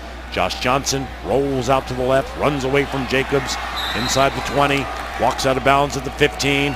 That's a 49ers first down. And then we close at the Houston Texans. So in the preseason, the bookenders are 2 of the best teams in the NFL. 49ers up top, Houston Texans at the end. Don't expect much from the ones in the Houston Texans game. But in very unique fashion, we play the Niners and the Texans in the regular season and in the preseason. You don't see that too often. No, you don't. And you know, for coaches, they may even, especially if they play San Francisco, they're going to take a look at this tape even when it gets into game week. Houston is so much later in the year. They'll be well through that. But both teams that you're talking about with the Niners, with Houston, very, very good defenses. Houston, an explosive offense. Yeah. Just a lot of talent on both of these teams, and they're going to be exciting games throughout the regular season. And I know, based on last year, you look at the schedule, you have some, supposedly soft games early on, but for the Vikings, that the end of that schedule, that second 8 games, you take a look, it's going to be a divisional meat grinder for a lot of it. Yeah. And when you play out of conference, it's not going to get any easier when you have to go visit places like Houston. Offset eye right, handoff Dixon, right side inside the 10 to the 5, leaps for the end zone, misses, and he stopped at the 1-yard line. It'll be first and goal for the 49ers following a 12-yard run. And on the tackle for the Vikings, Tyler Nielsen, undrafted linebacker from the University of Iowa. Bobby Felder got stuck, and thus Dixon was able to ramble down near the goal line. 2 minutes to go in the game. First preseason game. Niners lead by 11 on the Vikings Entertainment Network. Welcome back, everyone. 17-6, the 49ers threatening to get more. How about a little Dobbs right here, huh? Pager for Dobbs. Well, he's wearing number 40 now, so he can actually be in the game as a tight end without having to report in as an eligible tight end. See, that's the thing is, and I played the extra tight end down on the goal line when I was with the Bears. So every time you come in and you don't have a receiver and or eligible number, you have to come in, you got to tell the official, I'm in. Then he announces to everybody. You know, in Dobbs' case, it would have been number 96 is eligible. Not anymore. He can just stay in the game with that number 40 and doesn't have to check in with the official. Okay, Dobbs, a tight end, lined up on the right side. It is first down. Time to take a chance. And the 49ers is just going to be content with a 17-6 victory and let the clock roll down. Well, there's the relationship between Jim Harbaugh and Leslie Frazier, who played together in Chicago. And it's really a class move by Jimmy here. Would he have done it against the Seattle Seahawks? No chance. Well, Leslie Frazier's got his work cut out for him, doesn't he? I mean, you know, and you feel a little bit for Frazier because really has to take over a team, as I mentioned, you know, the Brett Favre era, and Minnesota came so close, but there was a lot to clean up over there. And 3-13 last season, and they're still, they got some pieces. I mean, Jared Allen, one of the best. Obviously, Adrian Peterson. I think they made some nice draft picks this year. You know, Leslie's a good coach, Dennis. It's not about coaching. This is a players' league. You got to have players, and they've got hot spots in a lot of areas where they just need some better players, and the quarterback's got to play well. That's really, at the end of the day, they got Jerome Simpson in free agency from Cincinnati. He'll be suspended for the first few games, but big expectations for him. John Carlson, tight end from Seattle, who the 49er fans know. They've still got Percy Harvin. Hopefully Adrian Peterson gets healthy sooner or later. At the end of the day, the quarterback's got to develop. Yeah, you got to keep in mind we didn't see some of the biggest weapons. Peterson, of course, is hurt, and Percy Harvin did not play today. So Leslie Frazier goes down to Jim Harbaugh in the preseason opener here at Candlestick Park as the clock will wind down with the 49ers victorious 17-6. And the game plan worked to perfection, quite frankly. I think the 49ers came out and wanted to run the football, establish a run. They did that, dominated on the ground. Alex Smith looked very strong.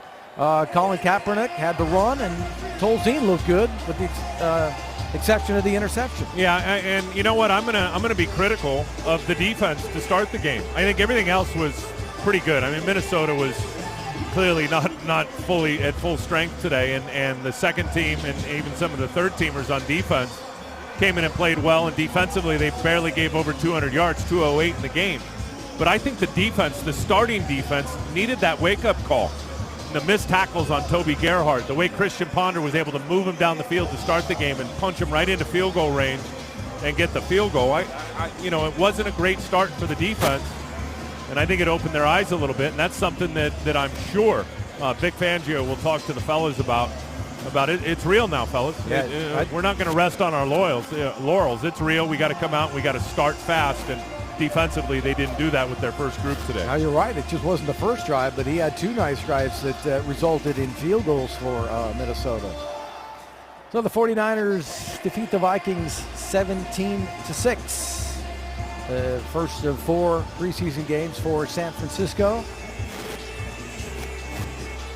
You look at who your MVP might be today. Well, of course, we have the fifth quarter post-game show coming up. Let's go downstairs to Vern Glenn. Okay, with the man of the hour, Colin Kaepernick. What did you tell yourself, young man, when you went in there to make it happen? Don't get caught. I mean, our offensive line did a great job. Our receiver and tight end did a good job blocking the corner and safety and just opened it up.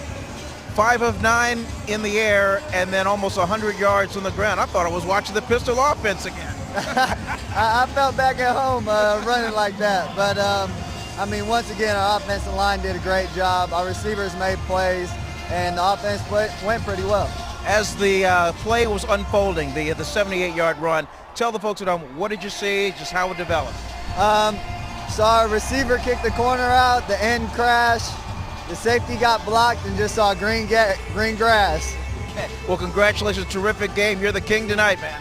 All right, thank you. All right, Colin Kaepernick joining us here as the 49ers enjoy a 17-6 victory, and hey, you deserve the nice post-game meal. Appreciate it. Okay. All right, guys, back upstairs.